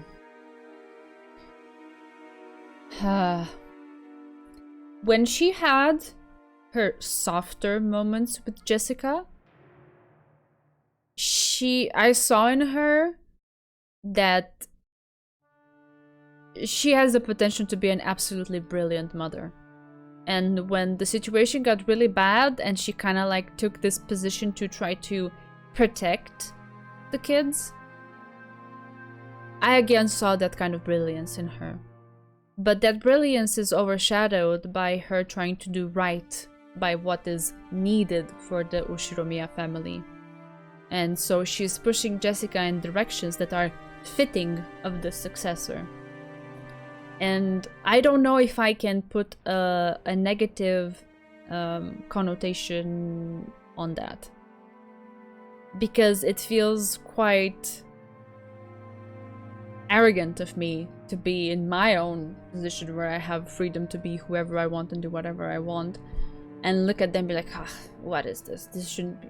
I don't know. What do I know? You know, it's their family. They have certain priorities that they have established for themselves and certain standards that the children must rise up to, and I am nobody to judge and say that shouldn't be the way it is, because who the fuck am I, you know? So I think in her heart she genuinely loves Jessica, and she would, like, at a moment's notice just give anything for her.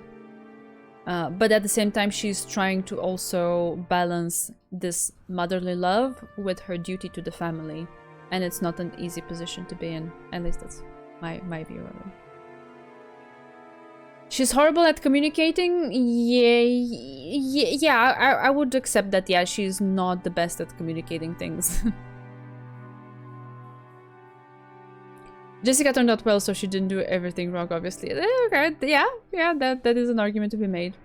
If we assume Rosa is bipolar and had traumatized childhood, that would explain why she is this way, but does it make her a good mother? No, that definitely not. Context does not change a result if you traumatize your child. Yeah. I definitely like Natsuhi a lot more than Rosa, though.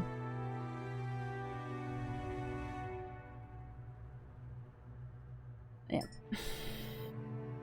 I generally am incredibly put off, as a rule, by this whole family context where you have to uphold your duty and basically, like, kind of keep saying that Jessica is human and she can choose for herself and do things, but no, Jessica has her own limitations and constraints within which she must organize her life, and she never chose them. She was just born into them.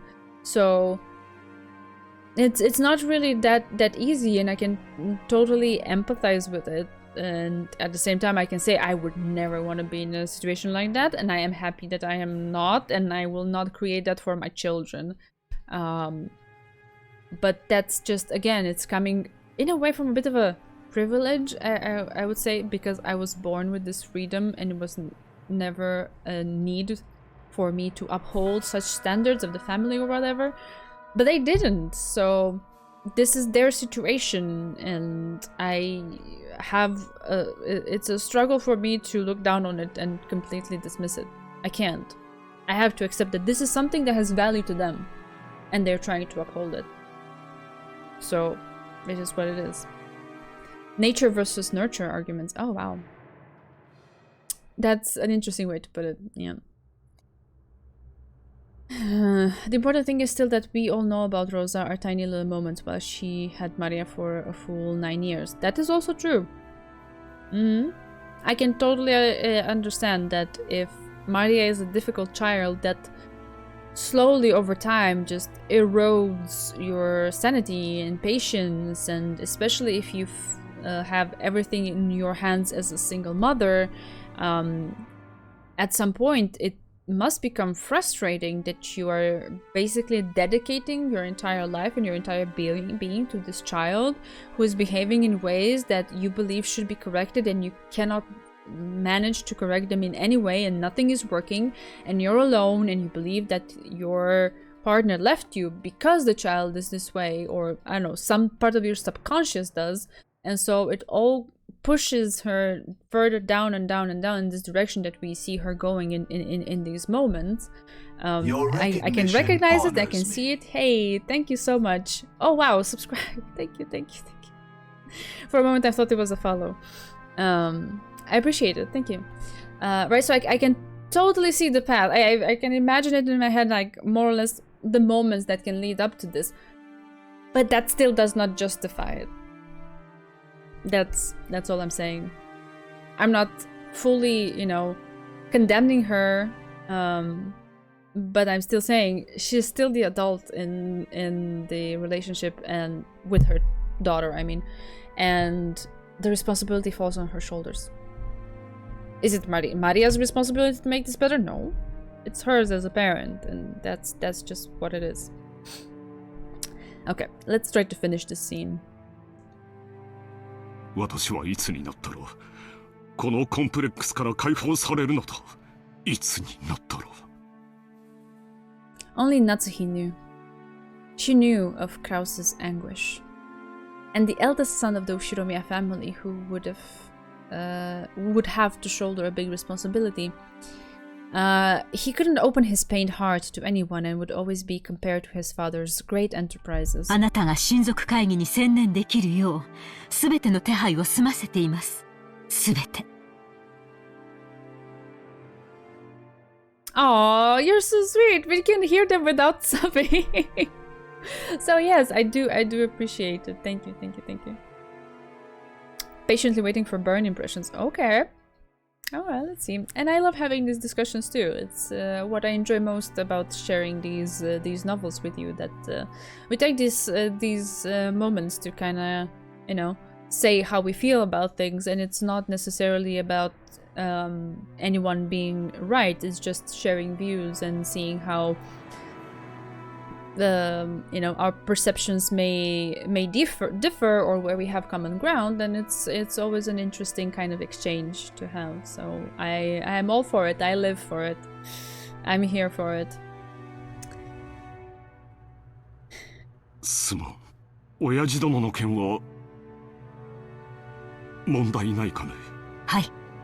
源氏と南條先生は私たちの味方です。あの強欲な兄弟たちを決してお父様には合わせません。Oh, that was a plan? Interesting. もしもし。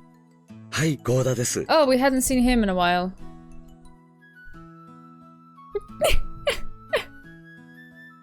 Oh, Bear, you're so sweet. You're always promoting Discord. That's so nice of you. It's alright, it's alright. ねえ、お任せください。年に一度の大仕事に腕が鳴っております。Ingredients of varied colors had been gathered in the kitchen, and the preliminary arrangements had already been started.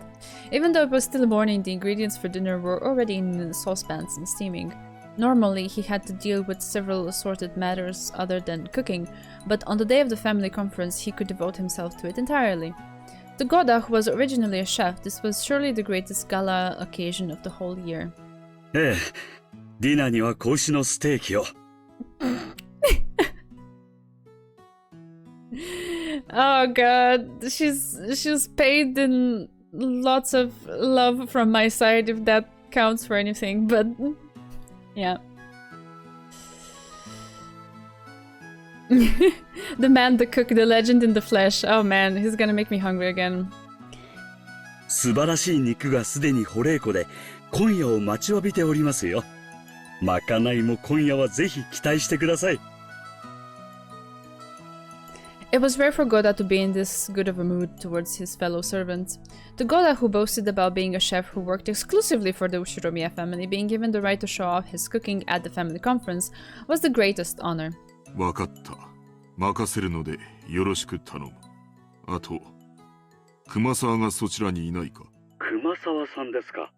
先ほど見かけましたが、こちらにはおりません。Ah, the times when the phones worked. ゲストハウスの方へ準備に行かれたのではないでしょうか。また油を売っているのか。いや、結構だ。結構だ。では引き続きよろしく頼む。There's something about the way Genji speaks that I very, very much like. It's like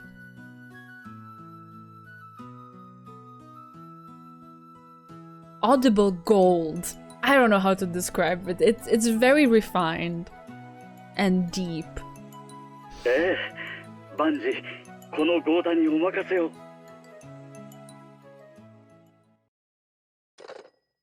Genji placed the telephone back on the receiver, sighing slightly.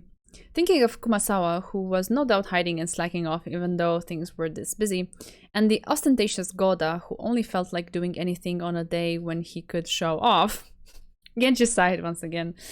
Yeah, we have seen how Goda does his job. 失礼します。ゲストハウスの各お部屋の準備が整いました。お嬢様より、お子様方が泊まれるよう、4人分の用意をするようにとのご指示を賜りましたが、いかがいたしましょう。今年は6年ぶりにバトラ様がお見えになるそうだ。お嬢様もいとこ4人で夜更かしをされたいのだろう。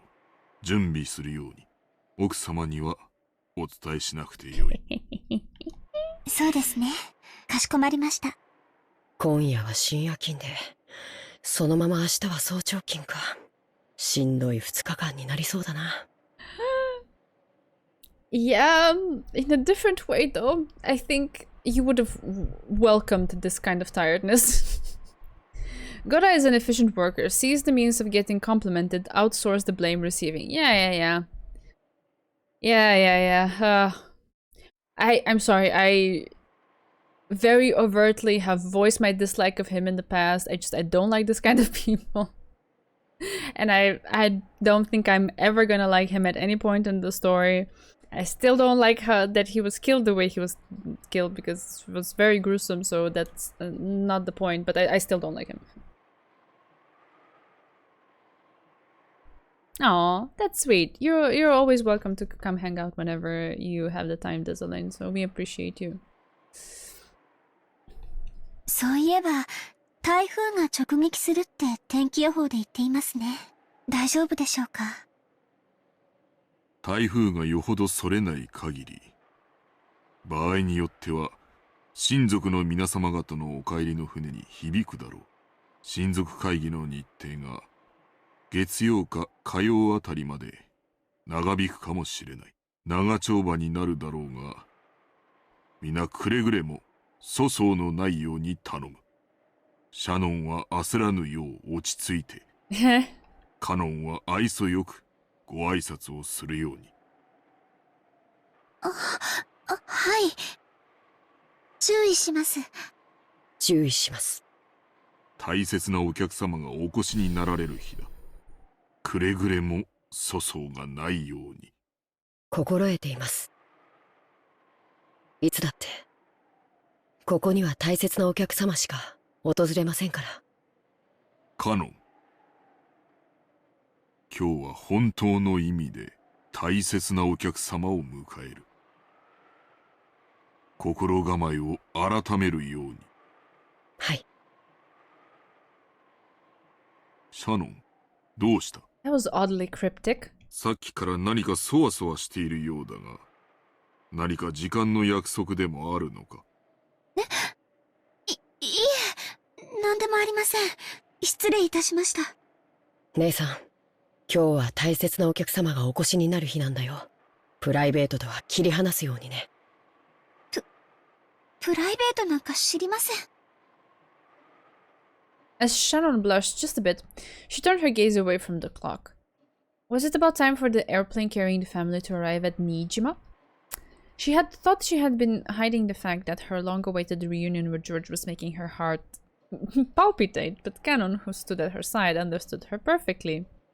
Goda, the fan favorite, always at the #1 spot in all polls, the one who truly makes Umineko whole. Ah, that's a good one. Ay, ay, ay.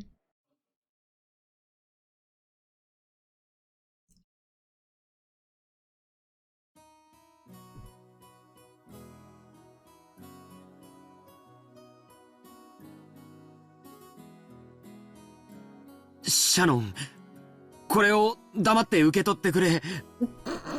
George, what the fuck is that?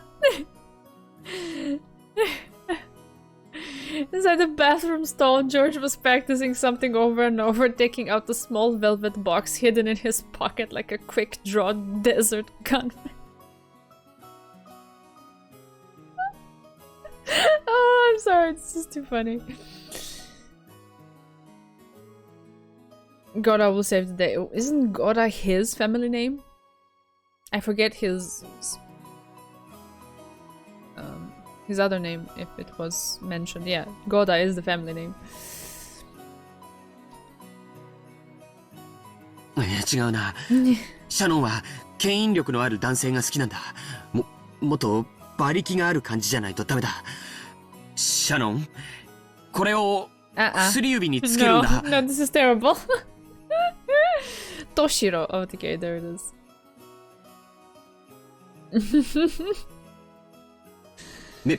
命令だよ。ああ、左手とちゃんと言わないと右手にされちゃうかもしれない。いや、シャノンもそこまでかまととじゃないけど。ああ、でも少しは自由意志がないとなんだかその。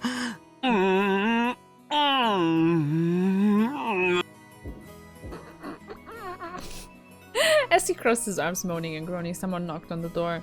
George was startled back to reality. Oh, George-kun. Ah, Rudolph, we haven't seen you in a long time, my friend. Ever since your face was completely bashed in, or... He didn't have a face, right? Yeah, he did not. 大丈夫か？腹の調子でも悪いのか？ Oh. ルドルフおじさん。Somehow, I'm enjoying hearing his voice again. 大丈夫です。平気です。ご心配は無用です。そっか。ならいいんだけどな。無理して力みすぎるなよ。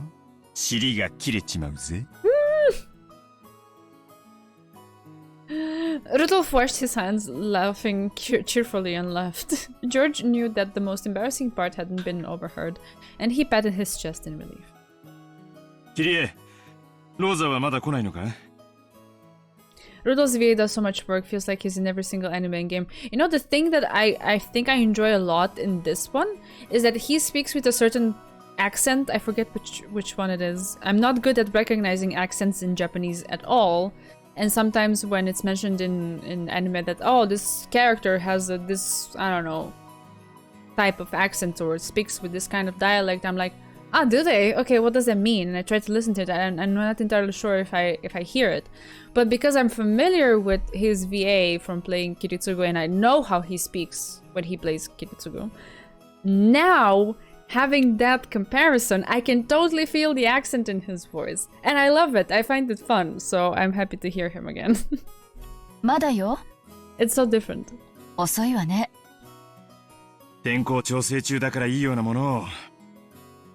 これで普段通りのダイヤだったらあいつ乗り遅れちまうぜ。そしたらどうする気なんだあいつ。ローザさんだっていい年の大人よ。なんとかするわ。兄って人はいくつになっても妹を子供扱いなのね。親父だっていくつになっても子供だけどな。だと？俺が子供ならおめえは赤ん坊じゃねえか。ほれほれ、バトラちゃん、高い高い。See what I mean? This is fun. やめろ、くすぐって。やめ。Rudolph does that. 親子ってより悪ガキ仲間って感じね。He acts more like the fun uncle than fatherly, but sure. ほら、いらしたわよ。おおおお、ローザさんやないか。マリアちゃん、久しぶりやの。久しぶり。マリア、お久しぶりです。でしょ？言ってごらん。お久しぶりです。Okay, I see. I don't know which is which. I can just tell that this is different from what I usually hear. It's interesting. That's the level I'm at. よく言えたな。ご褒美に飴玉あげような。あれどこにしまったんや。ローザさん、お久しぶりです。マリアちゃんもお久しぶり。ご無沙汰してます、キリエ姉さん、秀吉兄さん。あら、バトラ君？大きくなったわね。いやー。Oh no, I'm so sorry to hear that, Zekto. Don't worry about it. Don't worry about it. The VOD is always there if you want to check it out. And I'm gonna finish in a few minutes once this scene is done anyway, so take care, and hopefully next time it will be better. Yeah, take care, take care. Thanks for dropping by. 今日は会うたびに言われてて恥ずかしいっすよ。おう、ローザ。遅かったな。飛行機がダイヤ通りだったらギリギリってとこだったぜ。ごめんなさい。列車の接続がうまくいかなくて。何？また天候調査中なの？ぼやかないぼやかない。船で6時間も揺られるくらいなら飛行機でほんの30分の方がずっとマシよ。It's so weird now to revisit these moments when I now know the characters a lot better. Okay. たとえ1時間余計に待たされたって全然早いんだから。あれがマリアなのか。大きくなったな。成長期か。前に会ったのは6年前？それは変わるわよ。女は心変わりがあればたった1日でも生まれ変わる生き物よ。It's just the beginning of episode 2 of 8. I know. Maria noticed the big man who she didn't remember mixed among the relatives and hid behind Rosa's back, glaring at Battler. おいバトラ、挨拶しろい。前にやったのが3歳の時じゃ。初対面も同じだぞ。3歳じゃ覚えてねえよな。よっ、マリア。久しぶり。大きくなったな。マリア、バトラお兄ちゃんよ。ルドルフおじさんの息子さん。わかる？おじさんの息子さんが、おじさんが息子さん。She was obviously on her guard. She must have found it frightening for a large guy like Battler to suddenly start speaking frankly to her. Battler noticed that as well and thought of various ways he might approach her. Then he noticed the sweet she had in her hand. It was the jack-o'-lantern sweet that Rosa had bought for her. そっか。10月だからハロウィンか。There it is. お菓子をくれなきゃいたずらしちゃうぞ。 If you try to take a treat away from a small child, normally you'd expect them to cry and start a fuss. The adults thought that the method wasn't good, but surprisingly, Maria looked pleased, her face splitting into a wide grin. Of course! Someone recognized Halloween! Halloween! She was just happy about that. ほらママ、バトラもハロウィン知ってる。ほらほら。She is. こら、バトラお兄ちゃんと呼びなさい。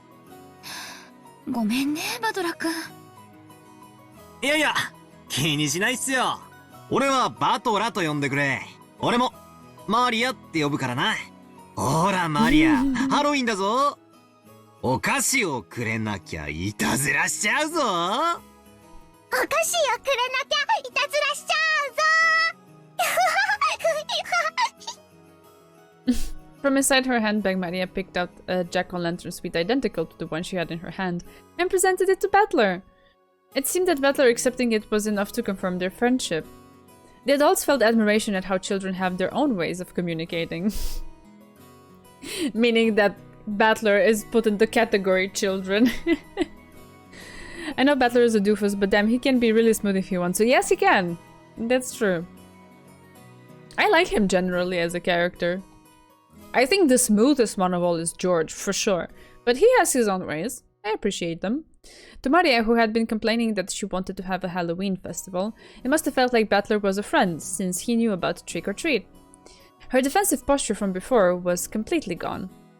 Now she was all merry as though she had been friends, as though they had been friends for decades. そうだな。日本じゃハロウィンってマイナーなイベントだよな。仮装行列で練り歩くなんて、向こうのニュースではよく見るけど、日本じゃ見たことないぜ。マリアも仮装したかった。仮装していとこみんなでお菓子をくれなきゃいたずらしちゃうぞってやりたかった。そっかそっか。今度俺と一緒にやろうな。マリアだったら何の仮装をして練り歩きたい？ As a witch! 魔女ベアトリーチェYes, of course. Alright, the scene changed, so it's a good moment to make a save once this stabilizes. おや、お嬢様、こんなところに。Alright, we will save here and pick it up from here next time. Alright. Yeah, thank you as well for joining.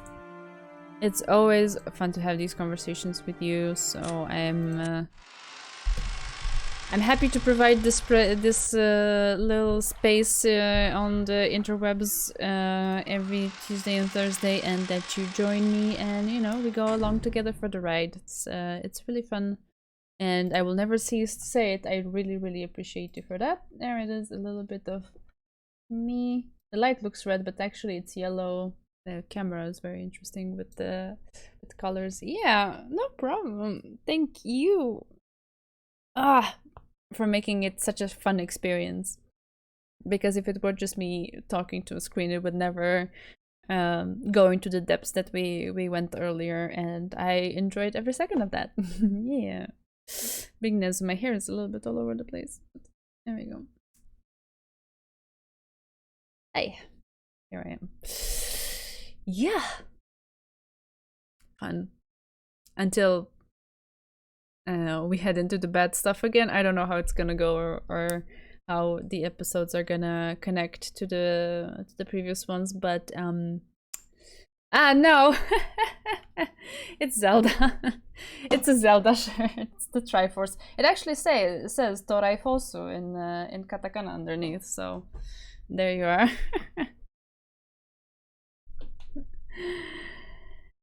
Yeah, sorry to disappoint.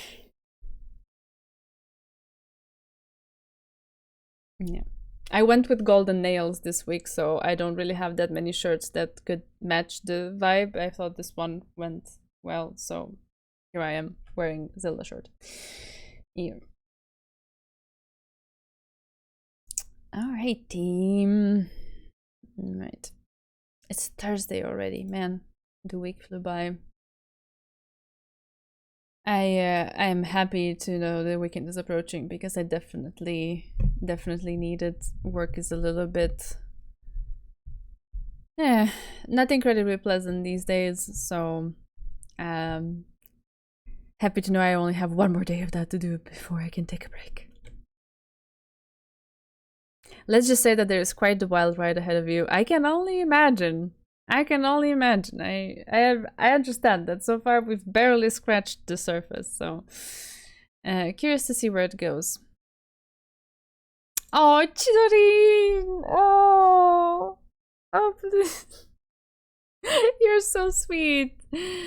The golden nails really fit the Magic Zelda circle. Oh, thank you. Yeah. I have a whole bunch of nail polish colors, and so I tried every week to do something a little bit different from the week before, just, you know, have fun and also accessorize and, like, you know, make it work for the stream, because why not? It's fun. It's an opportunity to play with colors and outfits, let's say. I mean, even though it's just a shirt, but you know what I mean.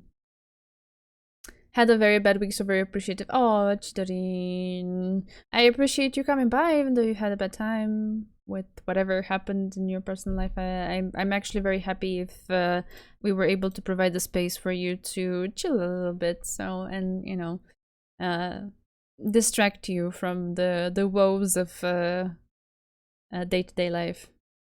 Pat pats, yes, pat pats all around. Yeah. Just work stress. Yeah, I feel you. I'm kind of in the same boat. I am, on the one hand, appreciative. I have a job. It sustains me. I'm happy about it. The outlook is good. People are happy with me, generally speaking. So I'm doing an okay job. But sometimes there are these like moments when it's not incredibly rewarding and I have to deal with some stuff that's... it's not... how do I put it? It doesn't make me happy. But it's work. So it's meant to sometimes not make you happy. And it's meant to sometimes be a chore. And lately it's been a chore. But I'm also... there's an outlook for overcoming this period. So I'm kind of, you know...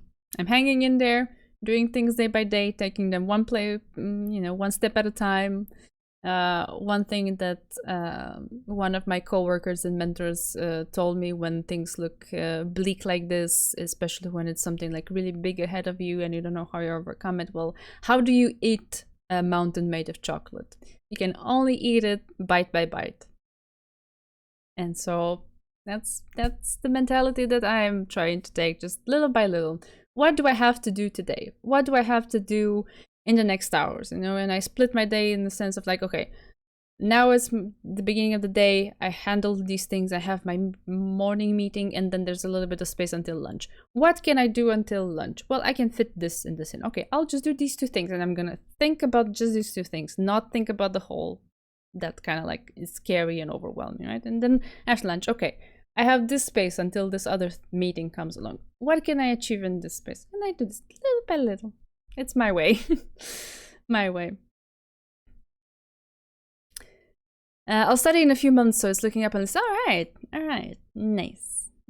Take it easy. Bit by bit. This too shall pass. That is the one true wisdom of life. Whatever you're going through right now, be it good or bad, it too shall pass. So, yeah. I don't know. I try. I try. Okay. Oh, happy to provide. I hope it at least, managed to cheer you up a little bit. Hang in there. We believe in you. You can do the thing. You got this. Yep. For now, I'm gonna go rest. Tomorrow's gonna be yet another day. We're gonna do some things, and then we're gonna head into the weekend. And gonna do some other things that actually bring me joy. And yeah, one of those things that will bring me joy next week will be to meet you again. So we will do that according to the usual schedule on Tuesdays and Thursdays. If you manage to come by, I will always be happy to exchange opinions and discussions about the novel. It's going great in that direction. I'm really enjoying the vibe that we are all creating here, especially you, because you are the highlight of the stream, not me. I'm just here reading a novel. It would be nothing without you to banter with. The goose is fasting right now, but the good is also going to come back, you know? The pause between Nezu streams is also going to pass. Okay? So it's alright. It's fine. I'll see you again next time. Love you. Thank you. Thank you so much for being so wonderful. Bye-bye. Have a nice evening, if that's where you are in the day, or have a nice rest of your day. And a good weekend, and see you again Tuesday. Bye-bye.